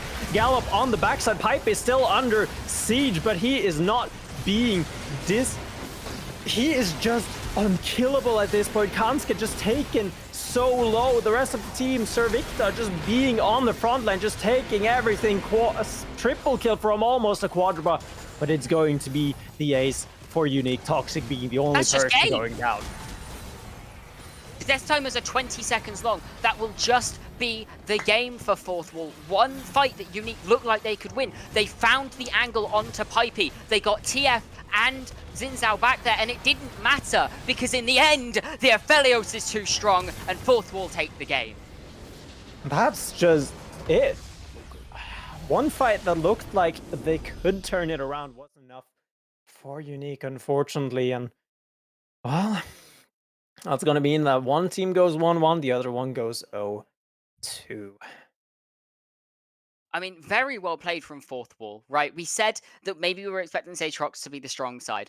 That didn't happen. This Aphelios right here, that's where all the focus was. And I'm a big believer that if you give Aphelios resources in the early game, he's gonna pay those fold in the mid to late game. And that's exactly what we saw happen. Pipey with a wonderful performance on that champion. I mean, it was a great performance from everybody on the side of Fourth Wall, really, really playing to those strengths effectively, playing the team fights really, really well, separating the team in every way possible.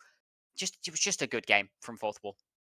Yeah, do have to commend though as well, Unique. They're engaged there at the end in that last fight was very, very well coordinated. I have to say that, but the issue is the coordination around the Drake fights in the earlier stages of the game allowed a 3 Mountain Drake Aphelios to kind of just do whatever he wanted in the fight, despite being jumped on by 2 of the major engages.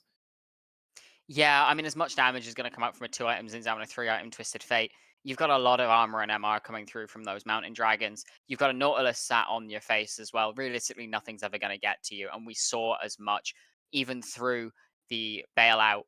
Gallop dies in every single fight.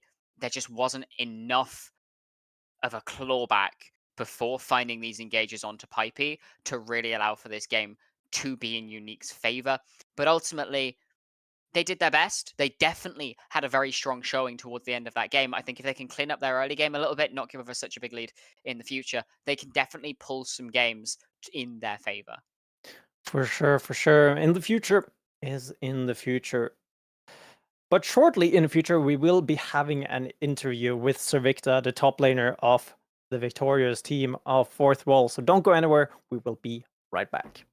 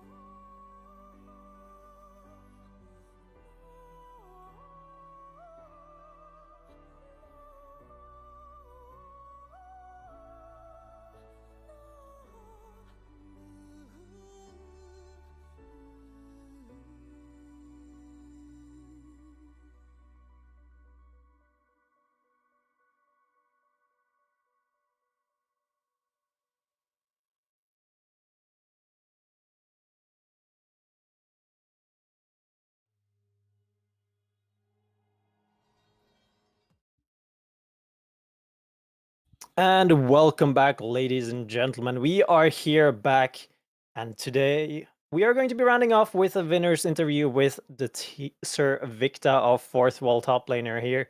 How are you doing? And congrats on the win. Yeah, I'm doing fine. It was nice win. Thank you very much. So, we talked about this a little bit on the broadcast, and it's a little bit of an interesting one because you guys decided to have a Chinese jungler. How is that fitting in a team environment right now? I think it definitely took a long time to get synergy together. Like last official, we definitely still weren't quite ready yet, but the last couple days we've been having like pretty good scrims, and I think communication is like not an issue anymore. So it's getting a lot better, and I think it will only continue to get better during the split.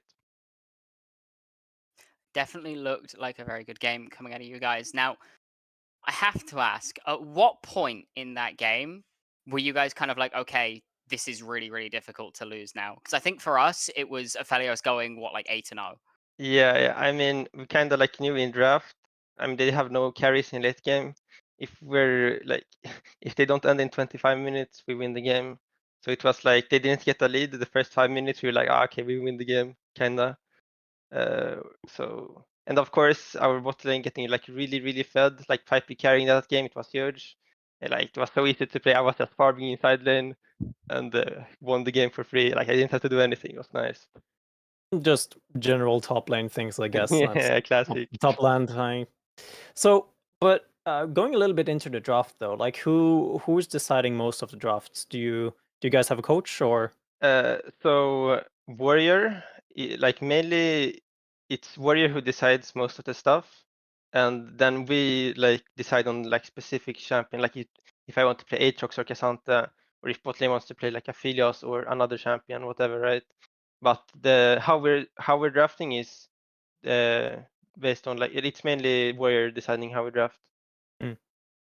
Also, And he's also the main shot caller in game, which is kind of funny. So it's like the only one who doesn't really. He speaks English decently, but it's kind of funny still. He's the main shot caller. I mean, it's definitely a little bit of interesting, right? And I guess another audible question, which how do you ever see that he's like on 150 ping? I mean, the reason we're mainly playing like he's still playing like really well. I think like his mechanics on 150 ping is better than like most of the players in Europe anyway with 20 ping. So it's kind of crazy. So you don't really notice this too much. Sometimes like you will notice it because it's a bit harder to land certain spells. Like a skill shot can be harder to land or dodge. And it's also like a reason why we don't play like hyper carries in jungle. It's not meta for it anyway, but it would be very hard to play stuff like Kindred maybe in the jungle, right? But I think with the meta and with how good Warrior is, you don't really notice ping at all. That's fair enough. I would say that works. Thumbs up. So yeah, but yeah, we can definitely see that shining through on the Maokai today, and you shining through on the Aatrox as well. Hopefully, we'll see more of those performances later in the split. Well, and yeah, so Sir Victor, thank you a lot for the interview and congrats on the win once again. Yeah, thanks for having me. So with that, that means that today is going to be signed off. We are just having 3 games today. Unfortunately, I know there's more people who want to have 4 games, but unfortunately, some team scheduling, some blah blah blah blah blah. Anyways, well, this has been fun casting for once in a while. Usually I'm on production, so fun screaming for a little bit. Anyways, thank you so much for joining me, Sika. It has been a pleasure casting with you as always. My name is Winkow, and we'll see you guys on Tuesday. Same bad stream, same bad time.